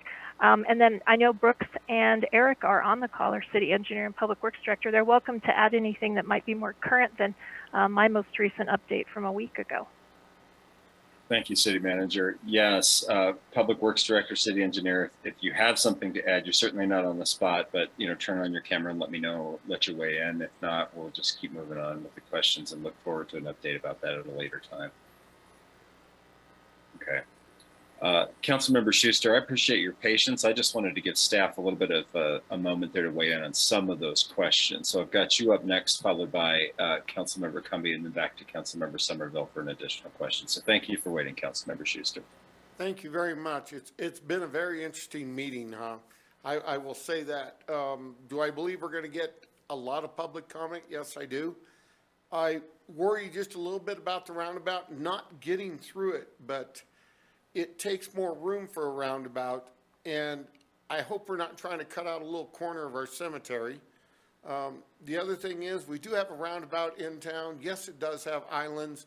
So if you go to the very north end of 22nd, you can see a single lane roundabout and how well it functions and everything, but you'll never see more signs in your life in that 400 square foot area, because there is a lot of yield signs, arrow signs, this and that. Oh, it's great. I take my kids up there just when we go on the four-wheeler for rides. So I've been on that roundabout a lot. So, but snow removal is going to be fun too, because 15th is designated as an emergency snow route. So it would be plowed first if we had snow, but Willett is not. So it's going to be a really weird, different thing. I know the university does do some share snow removal, that we do some streets and they have designated that they do some of the other streets. So I'm kind of curious when this all works out, all happens, things like that. I was shocked to see a crosswalk that led up to the edge of the cemetery. I don't think students are going to use that one much. The other crosswalk does go over to what I call sorority and frat row, where there is going to be a lot of the parking, which is, oh my goodness, those parking spots are going to be just gold when somebody gets one of those. So I'm kind of wondering about that. I hope maybe the UW Transit expands a little bit more to taking students downtown in the evening for things like that, because a lot of them don't stay on campus that well. So I hope they've looked at all of that. And yeah, I'll probably get off now because I've made my comments, but I'm worried how long 15th will be shut down. There's going to be a lot of public comment on that. And I've already gotten texted by one of the teachers at the lab school that I know personally about their concerns too. So we'll leave it at that. Thank you. Thank you, Councilmember Schuster. Councilmember Cumby. Thank you, Mr. Mayor. And Mr. Newman, thank you very much for your presentation. And I'm going to go slightly off topic from the roundabout in the road. And I was happy to hear that you are working with a construction manager to advise you on some of those details. And one of the things that I wanted to just bring up for you to take back to that construction manager and your group was, this is a huge project, and obviously there's going to be a good bit of excavation and debris hauled out of that area and need to be taken to a different dumping location. And in the past 7 to 10 years, when that has occurred, the most frequent route to begin with has been South 15th Street. And South 15th Street actually runs right through, though it's an arterial road, it runs right through a residential neighborhood. And to have these large trucks filled with dirt and debris going all day down 15th Street is extremely disruptive to the neighborhoods adjacent to South 15th. So I would ask if routes can be considered for the disposal of excavation materials that would not bring these large trucks filled with dirt, most often not covered, through a residential neighborhood.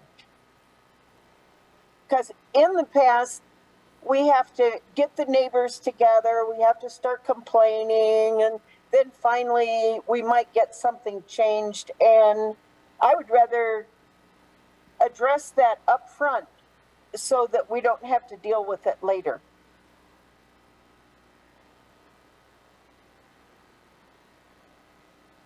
And so some of that,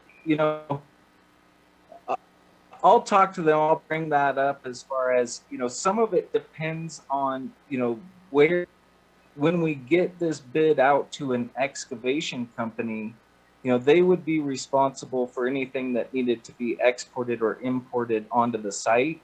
And we wouldn't know that, exactly where that material is going until we have that subcontractor. But what I will tell you is that our civil engineers and our landscape architects have tried very hard to do what we call balancing the site, which is to minimize the amount of material that needs to come in or out. And the other 2 points that I'll make there, I'm not going to pretend like, there's not going to be some of that needed, and I understand your concern. I'll bring that up to see how we might minimize that. But when the Wyoming Hall building was deconstructed, there was not additional material brought into that site. So if you drive by there now, there's kind of a depression in the lane. And that's the location, that's the only part of the building that has a basement. So the south building doesn't have a basement at all. So we're not trying to, dig a great big hole for a basement in that location. So, and I couldn't quote, what the cut and fill numbers are and how many trucks that means going back and forth, but I do understand your comment and concern. Thank you. Thank you both. Councilmember Somerville. Thank you, Mayor. I appreciate the second time opportunity. As I was just previewing our agenda for the July 5th meeting, we have a request for a vacation of Lewis Street between 14th and 15th. Given some of the questions that I certainly have about access at the lab school and questions we have, I'm wondering if, and I'm not sure if this is for Mr. Newman or if he needs to take this back or for city staff, how feasible it is to get us the traffic studies and get a lot of these questions addressed before the council has to consider the vacation on July 5th.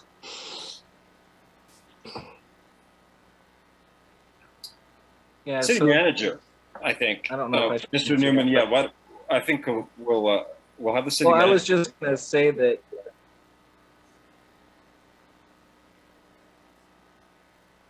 Sorry, Yeah. I was just Go ahead. going to say that, yeah, that is something that city staff has, that entire traffic impact analysis. We submitted one round and we've, made some adjustments to it based on some of the comments. So they have the most current version of that traffic impact analysis that I'm sure will provide to you. If there's anything in that, not all of us read a traffic impact analysis so, if there's anything that I can answer related to that, I'd be happy to do so. Thank you very much. Councilmember Somerville, did you want to follow up with that with Mr. Newman on this offer? Then I'll go right to the city manager. Yeah, no, I appreciate that. I think as much information as you can provide to us as early as possible, if this is to come to the July 5th meeting. So your traffic, the impact analysis, if our city staff have that, we can get it from them.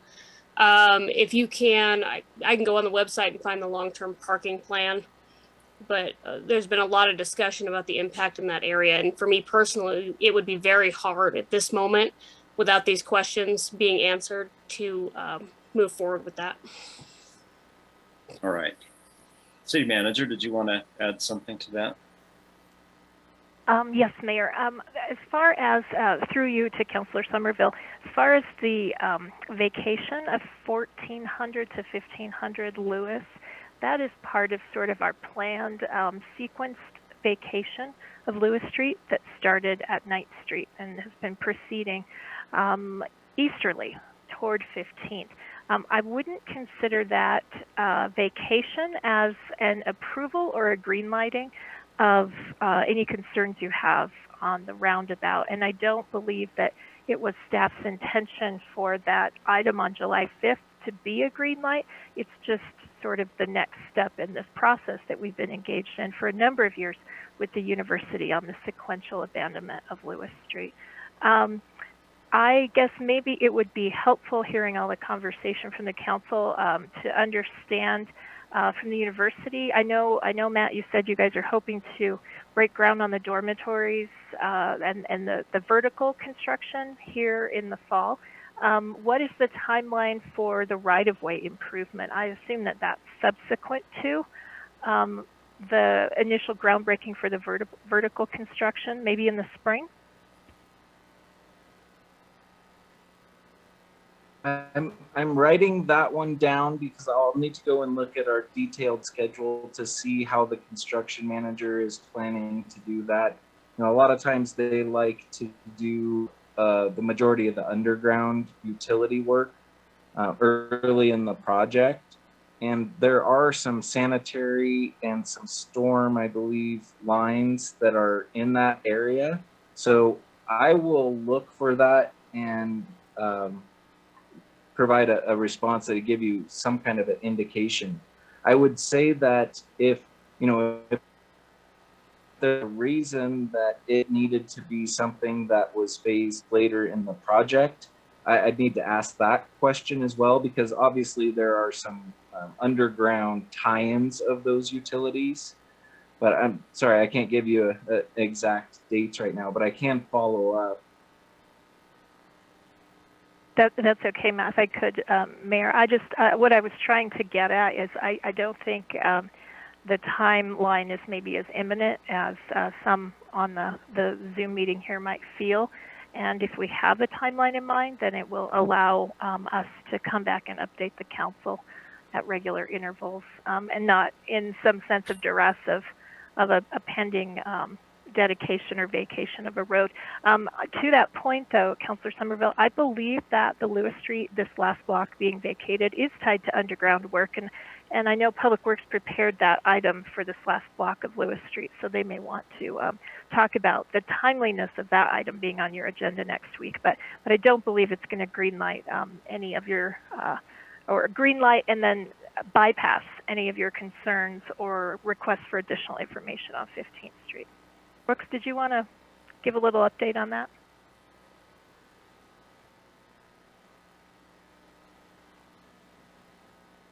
Oh, he didn't fall asleep. Good. Welcome, Mr. Webb.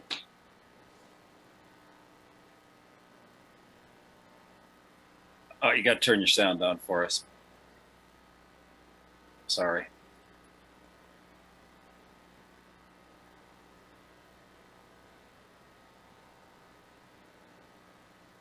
Is it working now? Yep. Oh, okay. Yeah, as far as the vacation, that, you know, that's gone through the normal process, reviewing with Public Works and the Planning Division. When we do that vacation, we definitely look at the utilities in there and how those are going to operate. Basically, those utilities within that area will become university utilities. The awkward thing about that vacation is that the section of Lewis Street between 13th and 14th remains the cities. And so there is one block within Lewis that remains the cities. But as far as the utilities, we looked at that, and that was a lot of the work that got done last summer, was to be able to turn those utilities over to the university when the vacation occurs.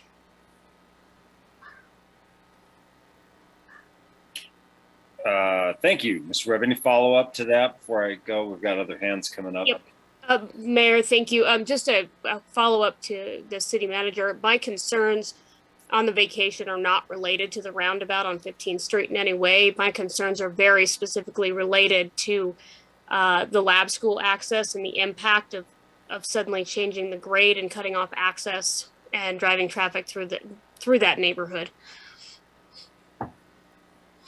Thank you. Mayor, if I could jump in, I just want to inform council that Planning Commission approved last night, in their last meeting last night, the vacation of Lewis from 14th to 15th. Thank you, Vice Mayor. Was that what you were waiting to add in? Okay. No, I appreciate that. That's good information. Councilmember Schuster. Thank you. My question is kind of in there, but I was told, and I don't know if it's a rumor or not, and I hate it. Does the university own all of the structures on the north side of Lewis? Because one of our planning commissioners said he was going to vote no on this just because we are now going to make it so the person has to come out, go around, come back in to their property. So I don't know if that's true or not, so I'm very curious on that. Mr. Newman, if you know the answer to that question, go for it. I think I do. I do not believe that the university owns, I believe the question was, does the university own all of the property on the north side of Lewis? And that, what I believe you're referring to would be the block between 13th and 14th Street. And I do not believe that we own all of those properties. So we're going to shut off somebody's easy access ahead. Into their house. All right. Okay, council members, it's been a pretty good round of questions. Mr. Newman, have some empathy for your position, lest you think I do not. And we'll see if there's public comment on this, and then we'll come back. Council, how does that suit you? Yeah? All right. Public comments on the work session topic.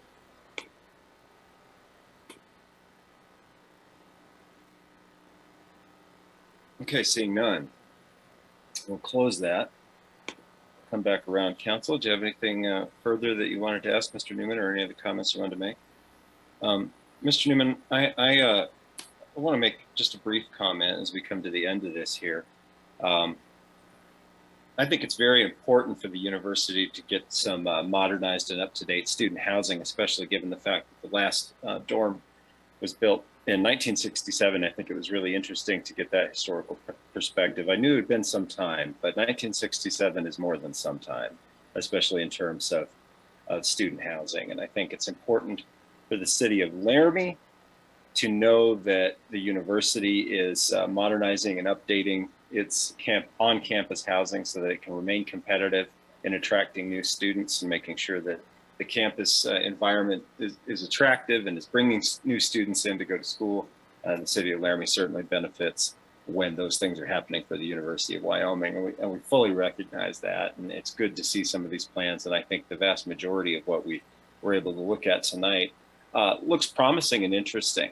And you heard that from some council members, and I think it does bode well for our shared community and our town and gown relationship.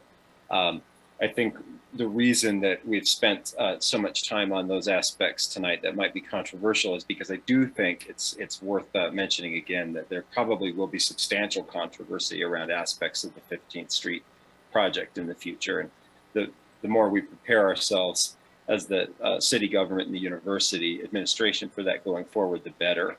And take this as my plea for some consideration from the Board of Trustees in this future decision-making process as we go forward, that we'll need to incorporate and understand those concerns and do our best to address them in a practical way for the city and the university moving forward, because I think it is accurate that there will be some substantial controversy. But that's not to say there might not be some ways to mitigate that. I'm confident that we can probably find some, but we'll be prepared for that discussion moving forward.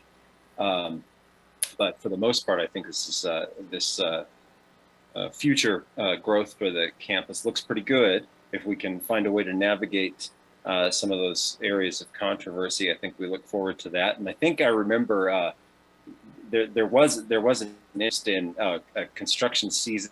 And I saw something like November for a start date, which seems kind of cold and wintry for a major construction, but November through March. Did I see that in one of your slides, Mr. Newman? Yeah, right now, so again, we're working with the city staff on the site plan piece of it, as well as we need to go through the building permitting process with both the city and the state.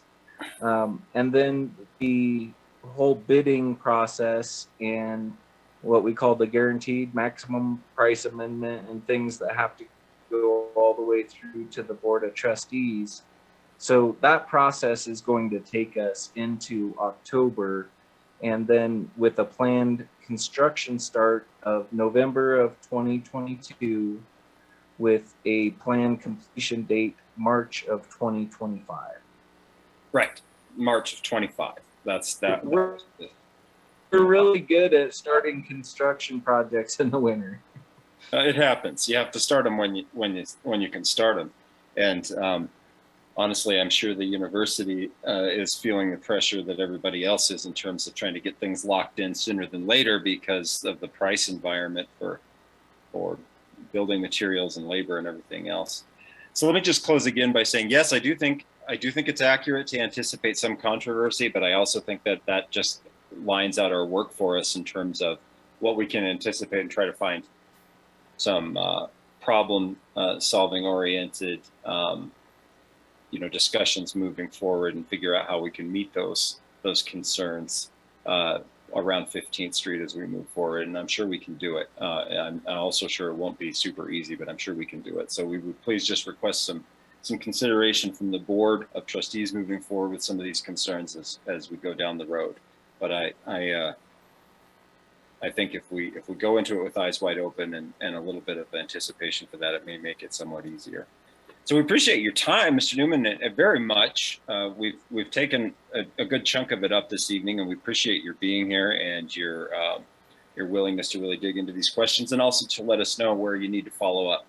And that's certainly understandable. And so we'll look forward to working with you and the city staff and the community moving forward on this. And thank you very much.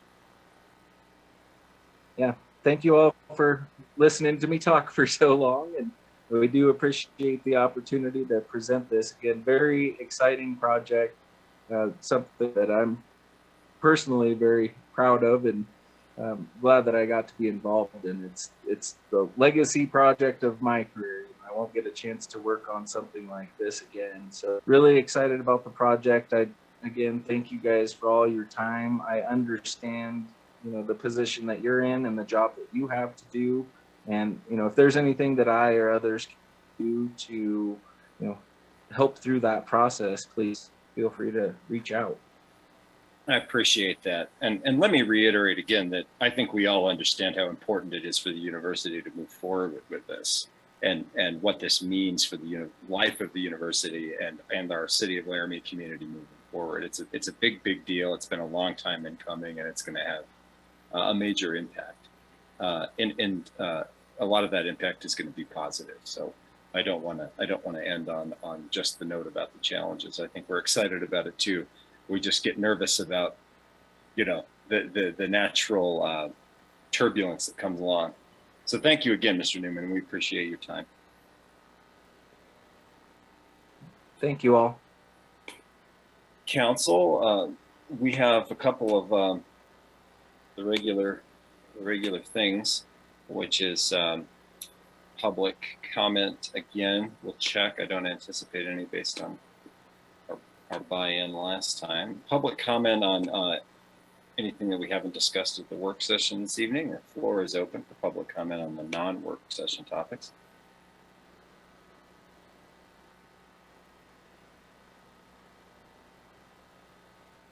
All right, we'll close that and we'll go to council comments and updates in whatever order council members would like to deliver those. Who's up first? Councilmember Harrington. Thank you, Mayor. Just a quick update from, I suppose it would come from LPAC, but the city is certainly heavily involved in this as well as the Main Street Alliance.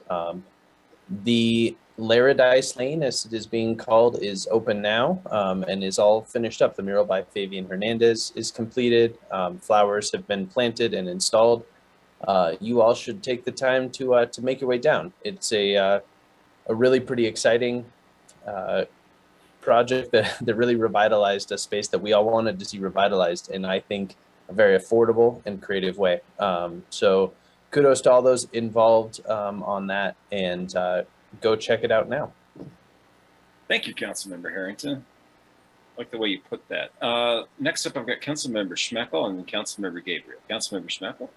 Thank you, Mayor. The Laramie Beautification Committee's got some big things to report. First off, they are now officially a Wyoming nonprofit. They're still going to use the 501c3 of LPAC for the financial sponsorship that they need to do. However, they are a standalone entity so that they can help protect LPAC just in case something were to go horribly wrong. But more importantly, the Laramie Beautification Committee is providing or asking for proposals.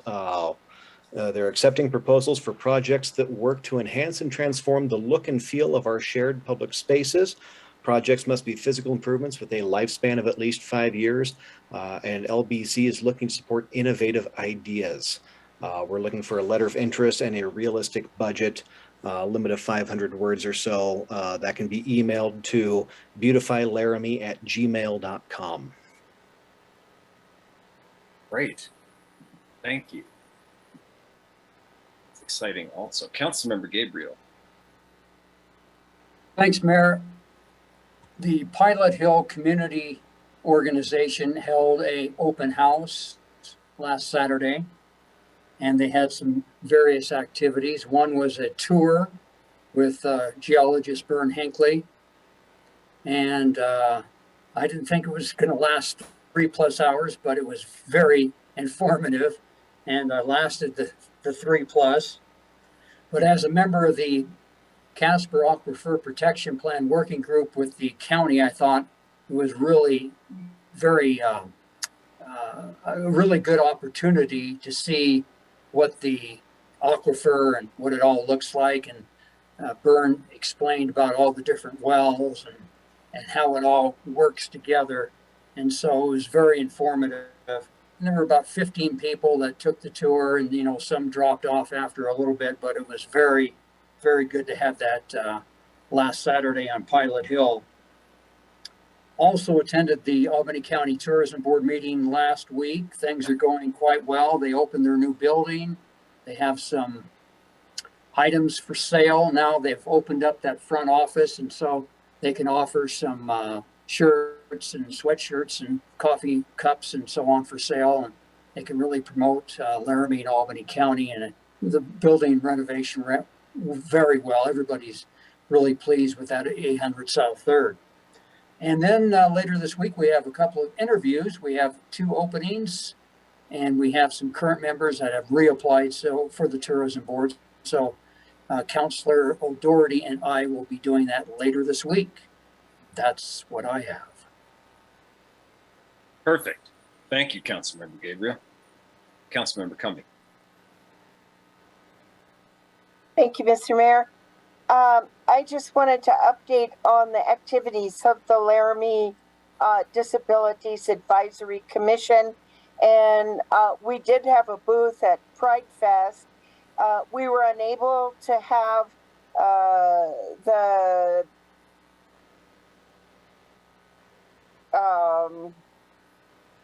on blank. It's okay. But the obstacle course, thank you. We were unable to have the obstacle course because of a limited space. And what we found is it made us have to talk to people rather than do all this activity. And we had so many people come up, engage in conversation, and it was very enlightening. And I would say that our number one concern is our sidewalks. And so I'll be getting more information about that during the Freedom Has a Birthday celebration, and would like to bring back some more detailed comments that people make. But they were very happy to understand about the board and how they can funnel concerns or comments or compliments even about the activities toward disability accessibility in our community. So thank you very much. That's all for right now. Thank you. Yeah, appreciate it. Vice Mayor Pierce. Yeah, thank you, Mayor. In addition to the approval of the vacation by Planning Commission for Lewis Street from 14th to 15th last night, Councillor O'Doherty and Councillor Gabriel and I interviewed 4 applicants last week for 1 opening on the Planning Commission. And we made a selection, and you'll all be seeing who that person is soon. Like I said, we had 4 good applicants, and I just want to thank the other council members for joining me in that process. And that's it. That's it from me. Thanks. Thank you. Councilmember O'Doherty. I represented Laramie at the Lander Climate Summit. It was going to be Darren Parkin, but he couldn't make it.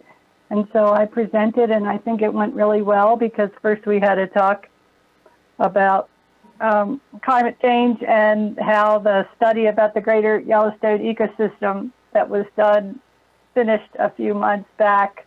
I mean, had the rain, increased rain, earlier runoff, that kind of stuff, like had it pegged. And so that was depressing, but then I could talk about the successes that Laramie, about our now 4 25 kilowatt solar arrays and our hybrid police vehicles and things like that. So the other communities there were pretty excited to see concrete steps we could take. So thank you.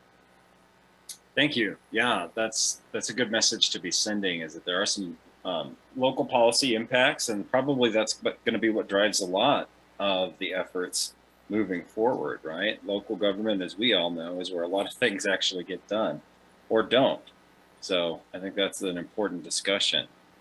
Vice Mayor, it strikes me that we always want to give a thanks to people that are willing to apply and then serve on, and Councilmember Gabriel, for you as well. We always like to take just a second to thank those people that are willing to put in that time to apply and then volunteer to serve on those boards and commissions. So thank you to those folks, either for their new service or their interest in continuing service. It's not a small time commitment, and those boards are really important. Anyone else? You want to move on to our agenda review real quick, and then we'll wrap it up.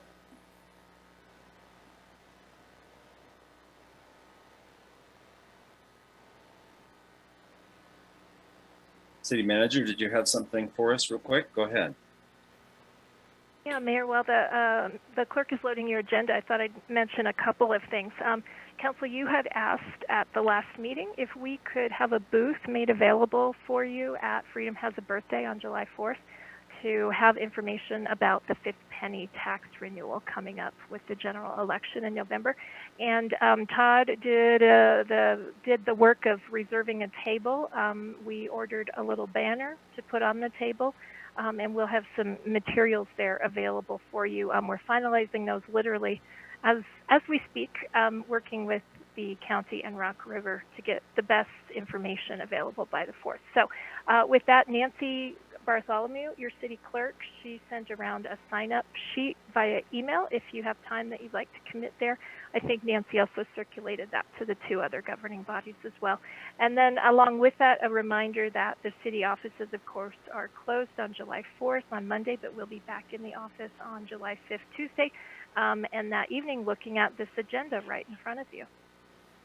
Thank you, City Manager. Yes, thank you. And thank you and Assistant City Manager Fieser and the City Clerk for following up on that from the last discussion to get those arrangements made and to get some materials together in a fairly short time span. But it is seen as a good time to get out and perhaps get the public some information. Just like Councilmember Cumby was talking about those gatherings, you know, you might get some people to come by and ask some questions or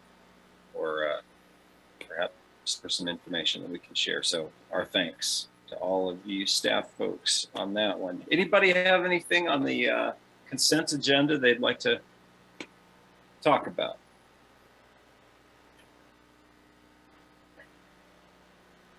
All right, how about the regular agenda?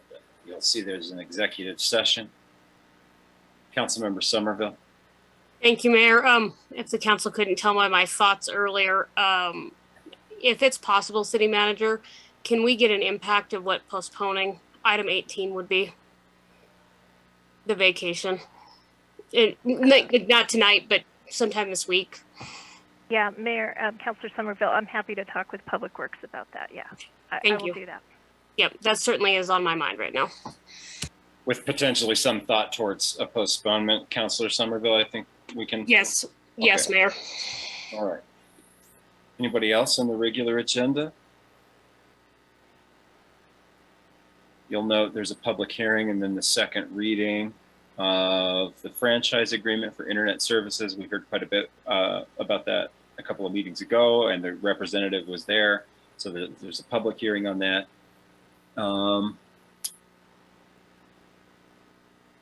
Let's see, award a bid for sewer rehab on that 13th and 14th alley project. Different 13th and 14th section, I do believe. And a couple of other things. Preliminary plat for business park for Knife River.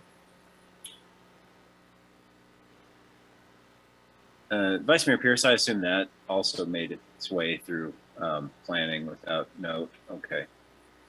Otherwise, it wouldn't be here, right? Okay. So I don't see any other questions.